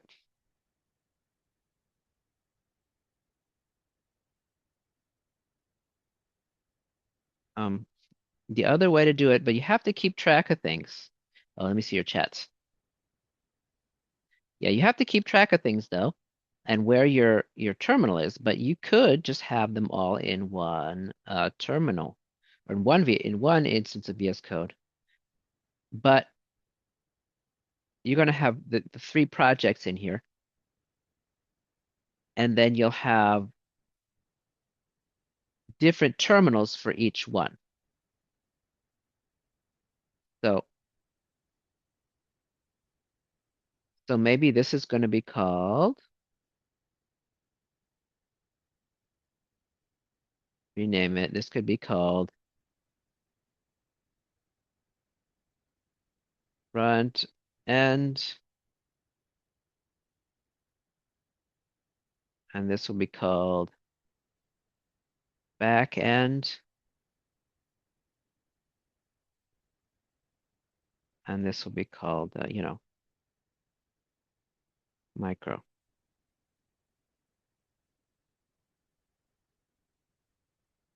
Okay, so you kind of go through each of them, but this one you have to remember to CD into there. So now you can do your like git init in here, right? And you would do your npm run dev in here, right?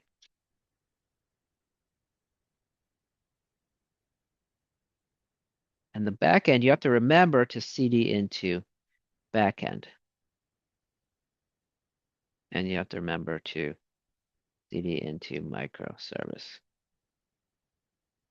So each one of these is going to be in the right place for you.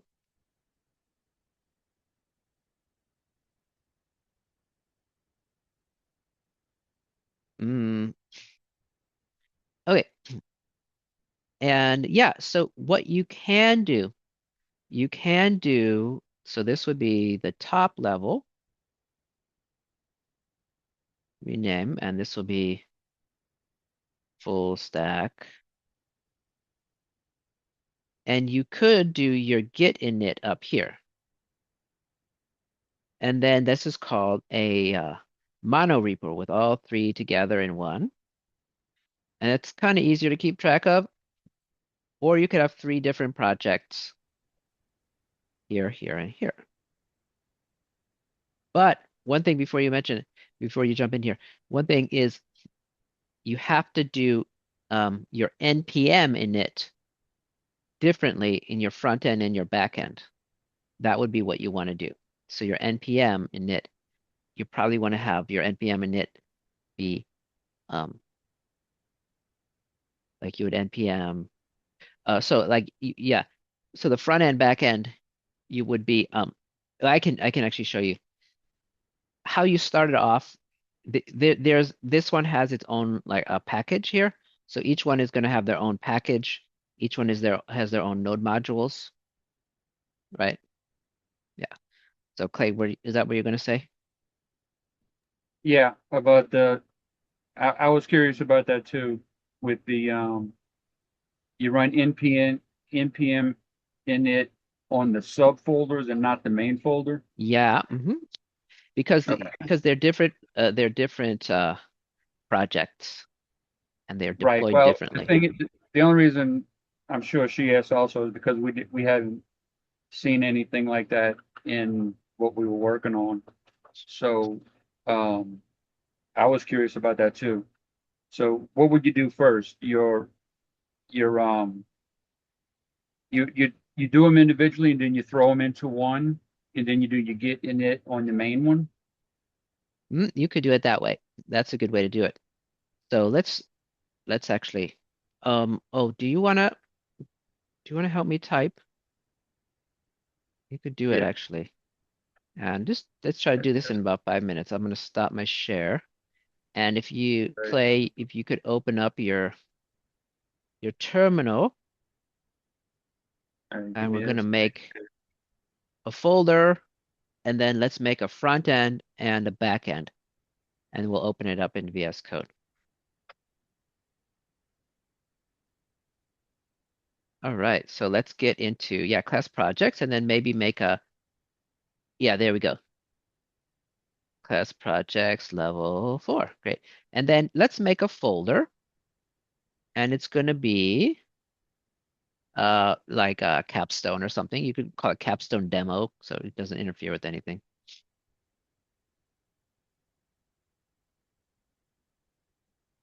Hmm,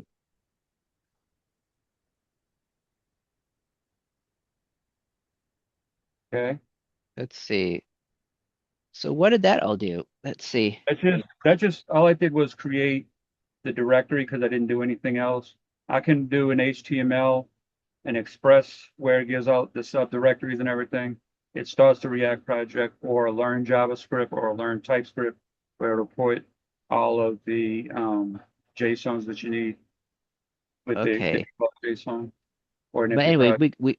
we have a folder, right? Right. Yes. We So have let's just have an empty see. folder. So let's do ls and uh wait, hang on. Oh, no, we don't want so much. Let's go back. Let's just do it. Let's just do it. I think you don't have this kind of template. So let's go back and Uh, um I did it wrong. let's go back. Let's cd up Yeah. one time, Well, or it let's crashed. make it oh, that's okay. Let's make it Capstone demo 2. Let's just do a mkdir. Let's just do an mkdir. So let's do yeah, we can go into level 4. And let's just do a mkdir, and then we're gonna do maybe a Capstone demo 2 or something. Okay, so that all makes sense, right? And then let's go in there, and what we're gonna do is we're gonna make a front end, right? So we could make so there's nothing in here yet, right? Correct. So this will have our three our three projects, or we could even go as many as we want or as few as we want. So yeah. Um, so for the front end, hold on, I did this as well. We don't need to do a mkdir for the front end, remember? Because we're using Vite, and Vite makes it for us, doesn't it? Correct. So let's make our Vite. So it's just like it's a npm create. Yeah, that's right. npm create Vite add latest, and we can call it, whatever we want. Front end. Yeah, we could call it like front end something. And what? Let's call it.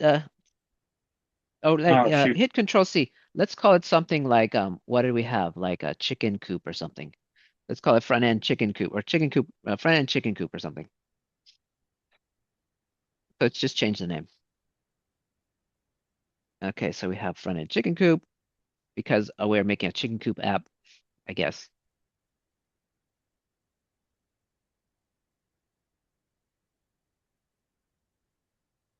And don't forget front end. Yeah, okay, front end, good. Chicken coop front end, okay. It? And you hit enter, and then we run through that.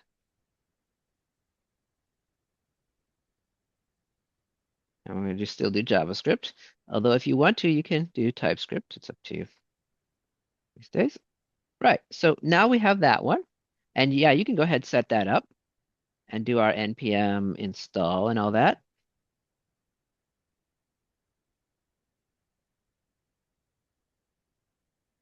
Okay.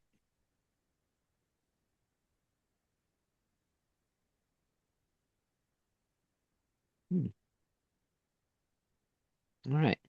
And then we could do a let's open it up. Let's open it in VS Code and then we'll see if that it works. And then we can run it real quick. So this is just our chicken fruit front end, and we can run that npm run dev, and there it is. It's coming. Okay. Yeah, there we go. So that's our front end. Totally fine. So let's go back to our terminal. And what do we do to go up? Cd dot dot. Right. Okay, here we are. Now what do we do? Let's make our backend. So for the backend, we do have to do like a mkdir. So let's make a mkdir for the chicken coop backend. Is this going to be an Express backend? Yeah, but let's Okay. just do the mkdir because it'll All right. just show how it's done. That's fine. So yeah, make a chicken coop backend.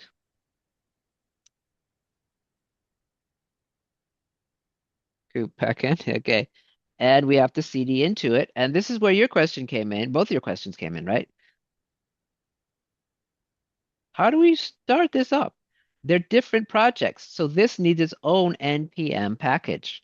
So let's npm init. And we just hit enter through there.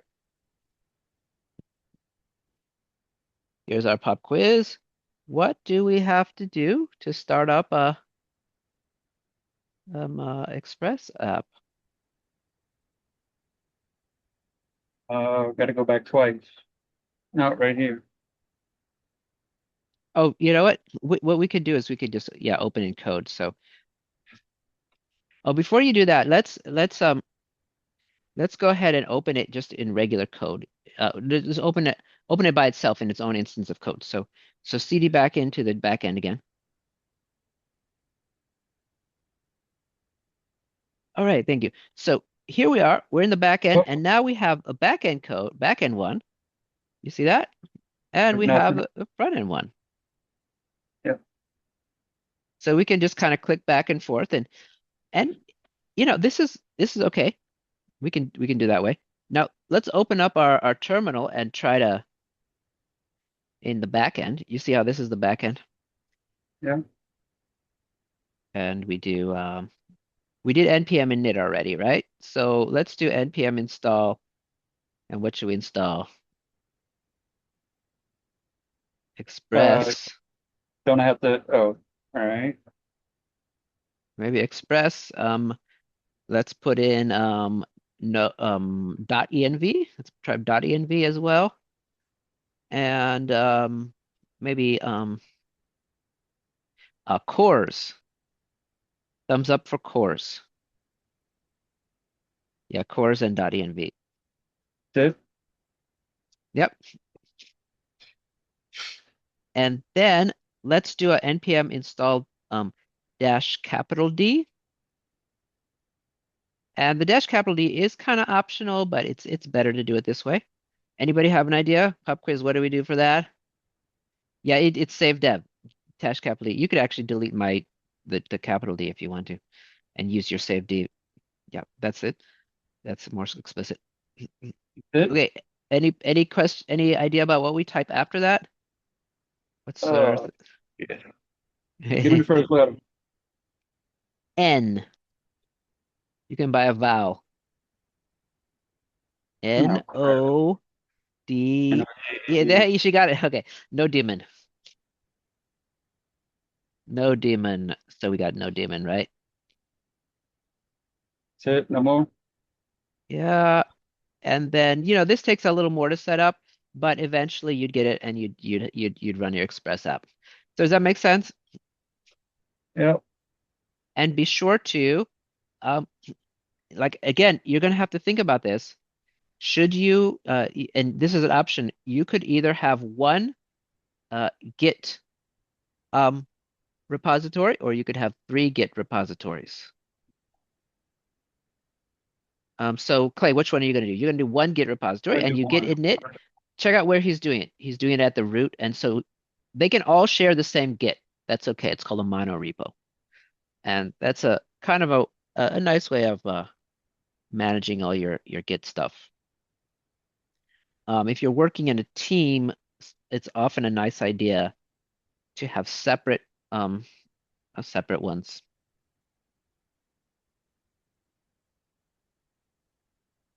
Yeah, we got the double and, which will, yeah.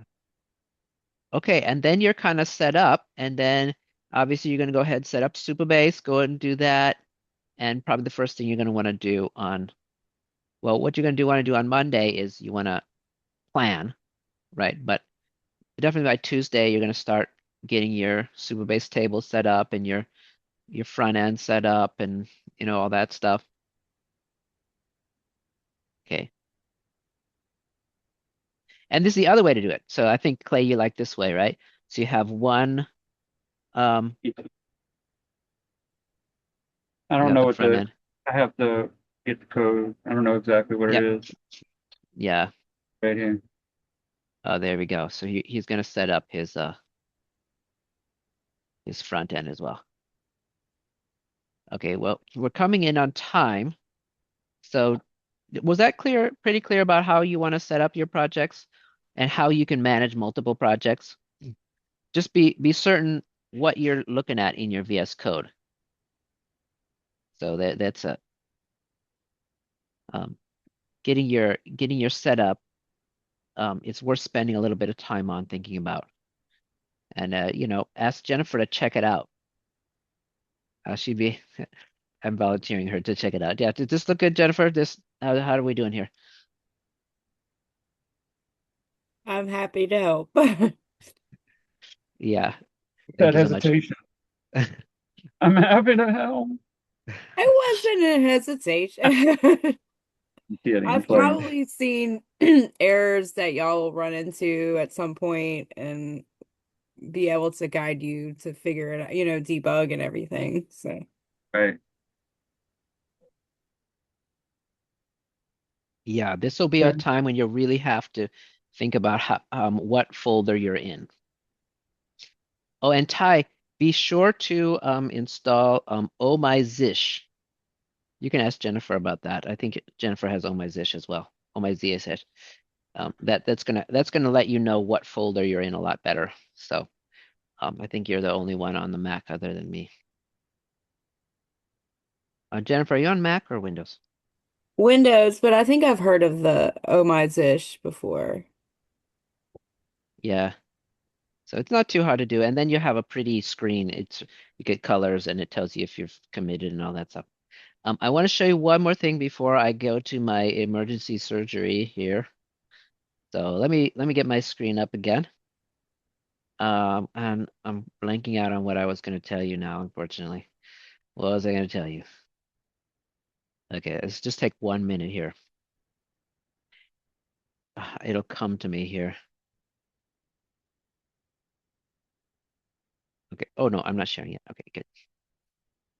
Um, we're doing this. Oh yeah. Here it is. Okay, I knew it'd come to me.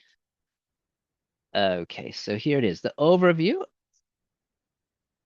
Okay, here's the overview. And here's like a suggested 5-day sprint here for you all. So on day one, on like Monday, do plan it out, do make your diagrams, and do come up with a project you can be happy with. Um, Make sure that you have a user in mind, right? So that and I definitely encourage you to kind of go beyond, stretch out to go beyond what you've tried so far. Okay, okay. So like it's really good just to have one big idea, one main idea instead of like oh, it'll do this and that because we want to have it be done. We want to have your main flow be done in a week. And if you want to have some other, and by flow, I mean like, what does the user do on your app? Like doing one main thing. Okay. Then you're going to try to do the MVP. Thumbs up if you remember that MVP idea. We're going to try to get Supabase going in our React thing. You got to go back to your old labs, try to get it running. All right. And then you can do, maybe you can get some forms up or maybe just display. Throw some fake data into your Supabase client or your Supabase dashboard. Maybe have one submit form or something. Then you can do all the other stuff that you want to do. You might have that validation. If there's a form error, you can fix it or something. Make it a little more smooth. And I'm talking about what is an MVP? Not most valuable player. Okay. And then here, these are hopefully you might be able to do these. Honestly, I don't think you're going to be able to do these in day 4 and day 5. So this just a heads up, and Jennifer, you can feel free to mention this. If you don't get to these in day 4 and 5, you're probably going to be in pretty good company. But do try to get at least that MVP done. Does that make sense? At least the front end and the Supabase. And that will put you in a great place in maybe the coming weeks when I have some time to work on it, work it in with the AWS, and maybe in the last week as well. We'll see how we do. But you're going to be able to add those that cool microservice stuff, like what Clay was talking about with his idea about having like maybe it'll go get your Git repo and maybe it'll like do all these fetch calls or something. Maybe it'll figure out like a recipe for your chicken eggs or you know and all that requires a microservice that requires like you could interface with Hugging Face or something, all that stuff, all that level 2 stuff that you're going to be able to fit in. So I shove that into day 5. If it fits, it does fit, but if it doesn't fit, just have that on the radar. So please do though have a nice little MVP at the end of the week. Does that make sense? And do you think that's reasonable? You can manage with that? I got a question before we Yeah. go. You're saying we're doing MVP at the end of the week. When are we going to finalize our capstone?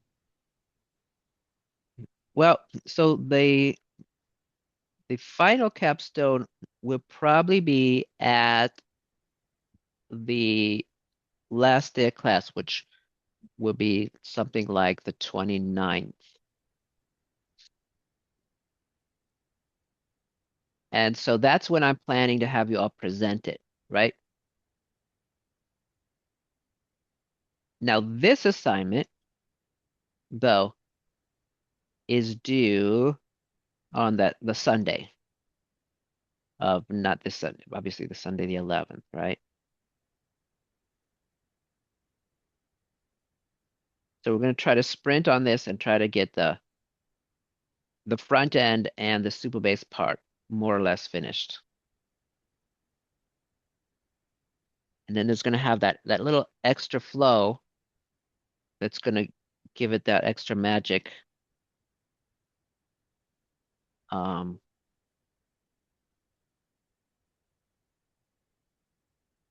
that we're going to have some time to work on. Um, We get I'm 2 weeks to thinking, work on our level 3 capstone, and we got a sprint oh, on our level 4 capstone. oh, okay.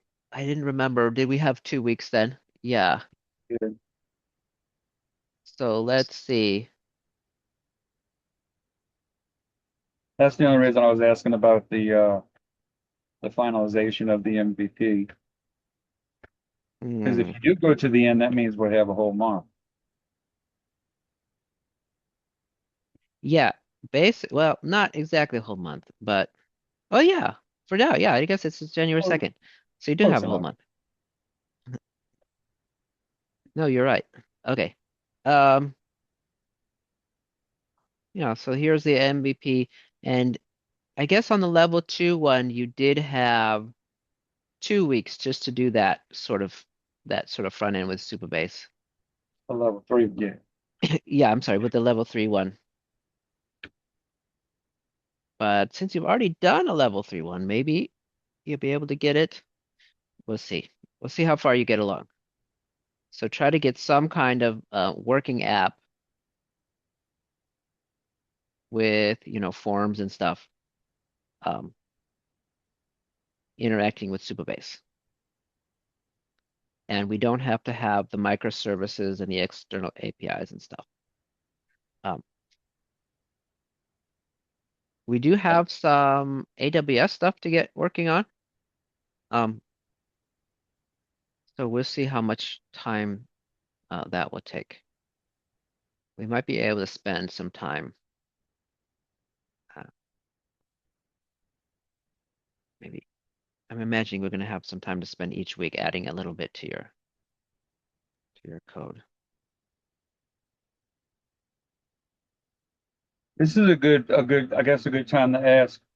Uh, and Jennifer can, well, I guess not clarify, but you can clarify because I was watching a video on Jennifer's graduation, and they did the shopping cart, Yeah, the that shopping coffee cart. shop one. Yeah, they all kind of did the same one in that one.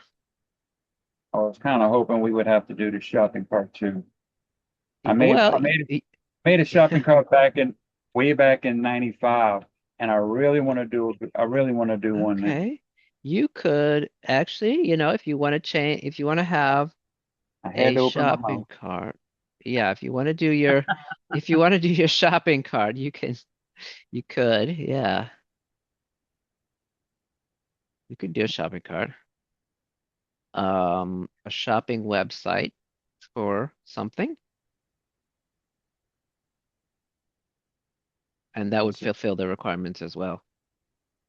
Yeah, like an e-commerce site, yeah, especially if you save it everything into Supabase, you'd still have a database storing everything in Supabase and still getting and, putting and deleting and stuff And that it's that way. microservice. It's that microservice addition that I'm sure you'll think of something. You know those little AI helpers at the bottom of those shopping things? You could do that. product description. Okay. There's all sorts of things. I'm sure you'll think of something as you go. Um, I Yeah. mean, you could do a payment system as well. That's a microservice. So Yeah. Um, if you're really ambitious about like adding a payment system, and it doesn't actually have to accept real payment. It can you know it can be the sandbox version. But see, there's a lot of stuff. There's always something. A ooh, bank. nice. Nice. Yeah, Oh, yeah. That'd be kind of neat. Bank website. Yeah. That would be neat. Maybe a crypto bank or something. Be careful with that though. Make sure that sandbox. Yeah. Well, a fake crypto bank. UID. Yeah. Interesting. Yeah, if you could plan it out and just try to make it into um, you know, into a user story. with the users. Was it for maybe a certain special kind of bank?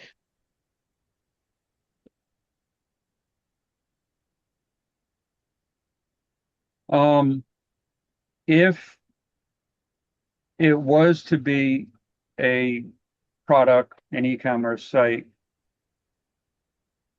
and it you do like the first time a product is accessed, it goes to the this is a question, but I'm kind of formatting it as a statement. If the first time I access a product, if it doesn't have a description in the database, the microservice goes and Hmm. gets a description for that product From from AI, from AI, like Hugging puts it Face or in a something. database Yeah, to show the customer. But yeah, the next time that same product is accessed, if the description is in the database from the AI previously, yeah, so that it doesn't keep hitting the AI, will yeah, that suffice? yeah. Even though it doesn't That's a keep good hitting it? design. That's a very good design. Yeah. I'm In digging a fact, that'll hole. save a lot of tokens. Yeah. So it only does it on the one instead of every time. And you can cache it. CACHE cache. You cache the result in the database. And that's a really good pattern. So yeah, that would be something you'd do. So yeah, that would be the microservice that you could add to your you could make a like an Etsy for chicken eggs or something. I don't know if you could Customize. use AI for that, but like you could kind of track what the user's shopping and then kind of give them recommendations on like a product that would fit well with the products they already have. Maybe Ooh, you could use AI to kind of generate something with that. Because I know I've seen that on like with Amazon or Walmart, like add this to your cart. It goes well with whatever you've already, shopped with. I know right. Walmart that like gives you like upselling basically. It Yeah, gets into Walmart. data and stuff. Yeah. I'm not sure what the prompt would look like with that though, because it might recommend something that you don't have, so you would kind of have to figure out what it would, what all you have and then what you would put into the prompt. Yeah. Of these products that are in stock, Right. if the person bought such and this string, this product, what could you recommend? Right. Wow. You're just building a whole algorithm there.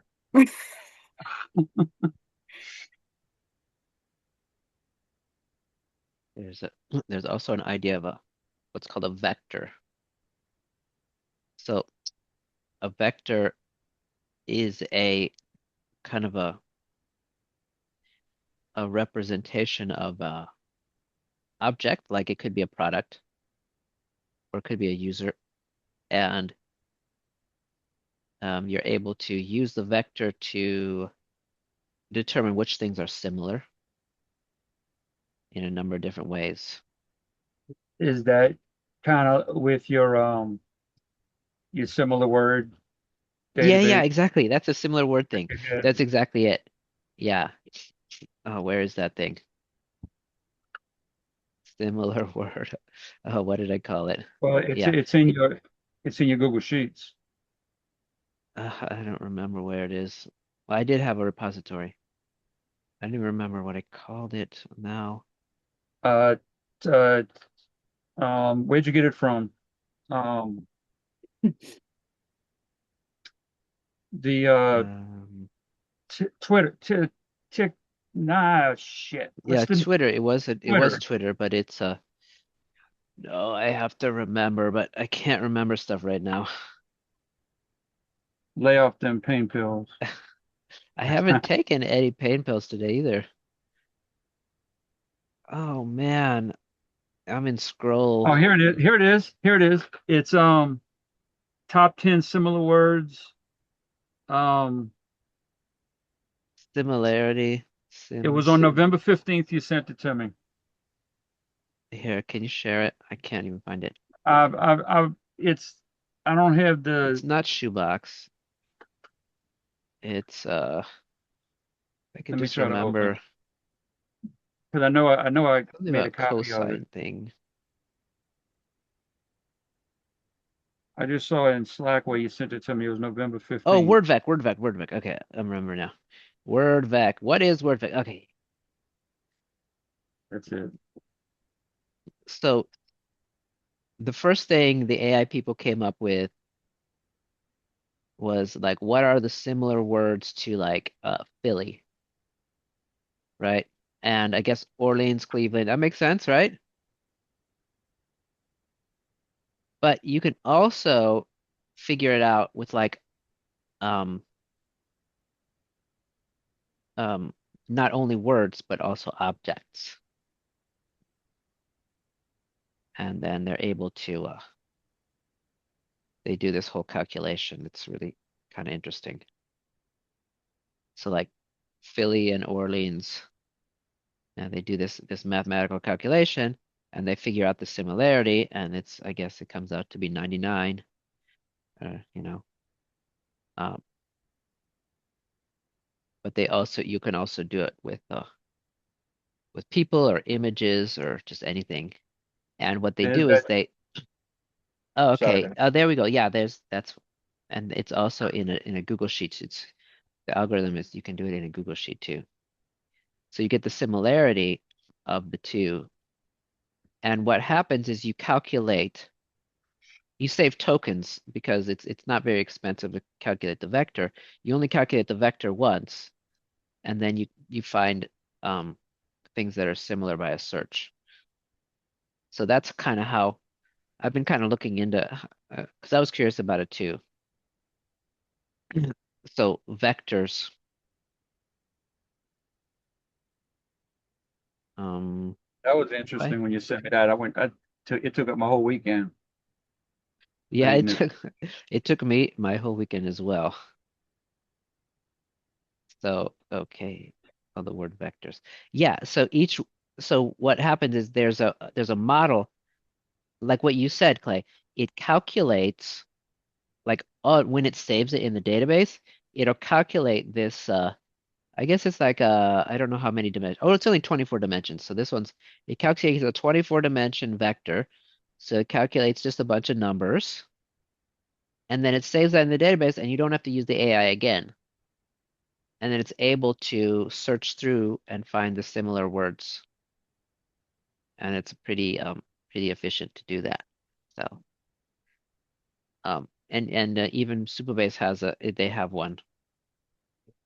So, but that's I don't know. I honestly have no idea how you would do that with products other than just by using their names. Or maybe their name would be enough. Unless Amazon already has a product vector Oh, list. Amazon has vectors for every person in America. I bet you, as Facebook. Like we're a vector to them.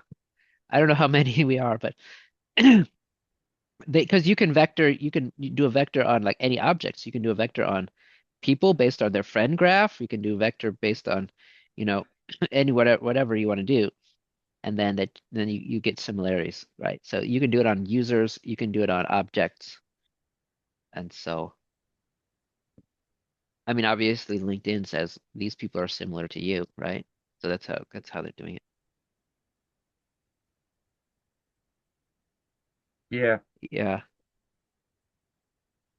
Yeah, and how they would choose uh, I don't know how it works with like personalizing it for you though. Oh, vector would work there. like she said, it goes to the. It's a combination of what Ty just said and what Jennifer said earlier. It's what she Mhm. previously bought, and then what else do they sell that is related to what she just bought? Or it's like who is similar to you based on what you have bought in the past and what have those people bought? You know what I mean? Yes, So yes. like you would be here. Oh, I can't, right? So like, You can copy it, oh, file copy. Um, Now you see, I don't know how good that is with the Amazon one because when I was shopping for my server and I was buying a power supply and it said um when you scroll down and it says people who bought this power supply also bought this product and this product. Well, the last two products were power supplies. yeah, So it you got probably, one computer, you're not going to buy three power supplies. So I don't yeah, know how that yeah. works. That's kind of like the weird AI typos that are happening. It's like who would ever think of that? It's like no human would ever do that, but the AI does that. It's like, It's getting smarter. yeah, but what I was saying was like for like they turn you have a vector for your users, so you'd be able to find similarities between users. So instead of words, they actually have similarities with different kind of different calculation for how you get the vector. But once you get the vector, you're able to find the similarities at very low cost. And so what your idea about like caching just saving money on because the LLMs are very expensive. So if you can just do it once for each person, and then when you do the search, you don't have to spend any money on the AI. So I was thinking Yeah. of doing some kind of lesson on this.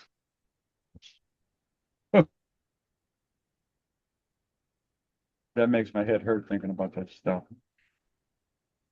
Well, I was gonna like do like a YouTube thing or something. I don't know. Yeah, you got to get more than 15 videos, buddy. Yeah, I don't have many. Well, those 15 are pretty good. Okay, no, thank you. I mean, Yeah. we're all on them, so we don't want to be. All right. Hey, I hope you make it good through your through your surgery. But if they want to do a shoulder replacement, don't do it. Uh-huh. I, I No. regret getting my shoulder replaced. Okay. But Yeah, there's no shoulder replacement. It's just the shoulder isn't really bad. The knee is the bad thing. Here, let me stop our recording here. So yeah, okay. So I will see you in hopefully a week. We'll see. Otherwise, Jennifer have a lot more work to do. Okay. Okay. I will stop here.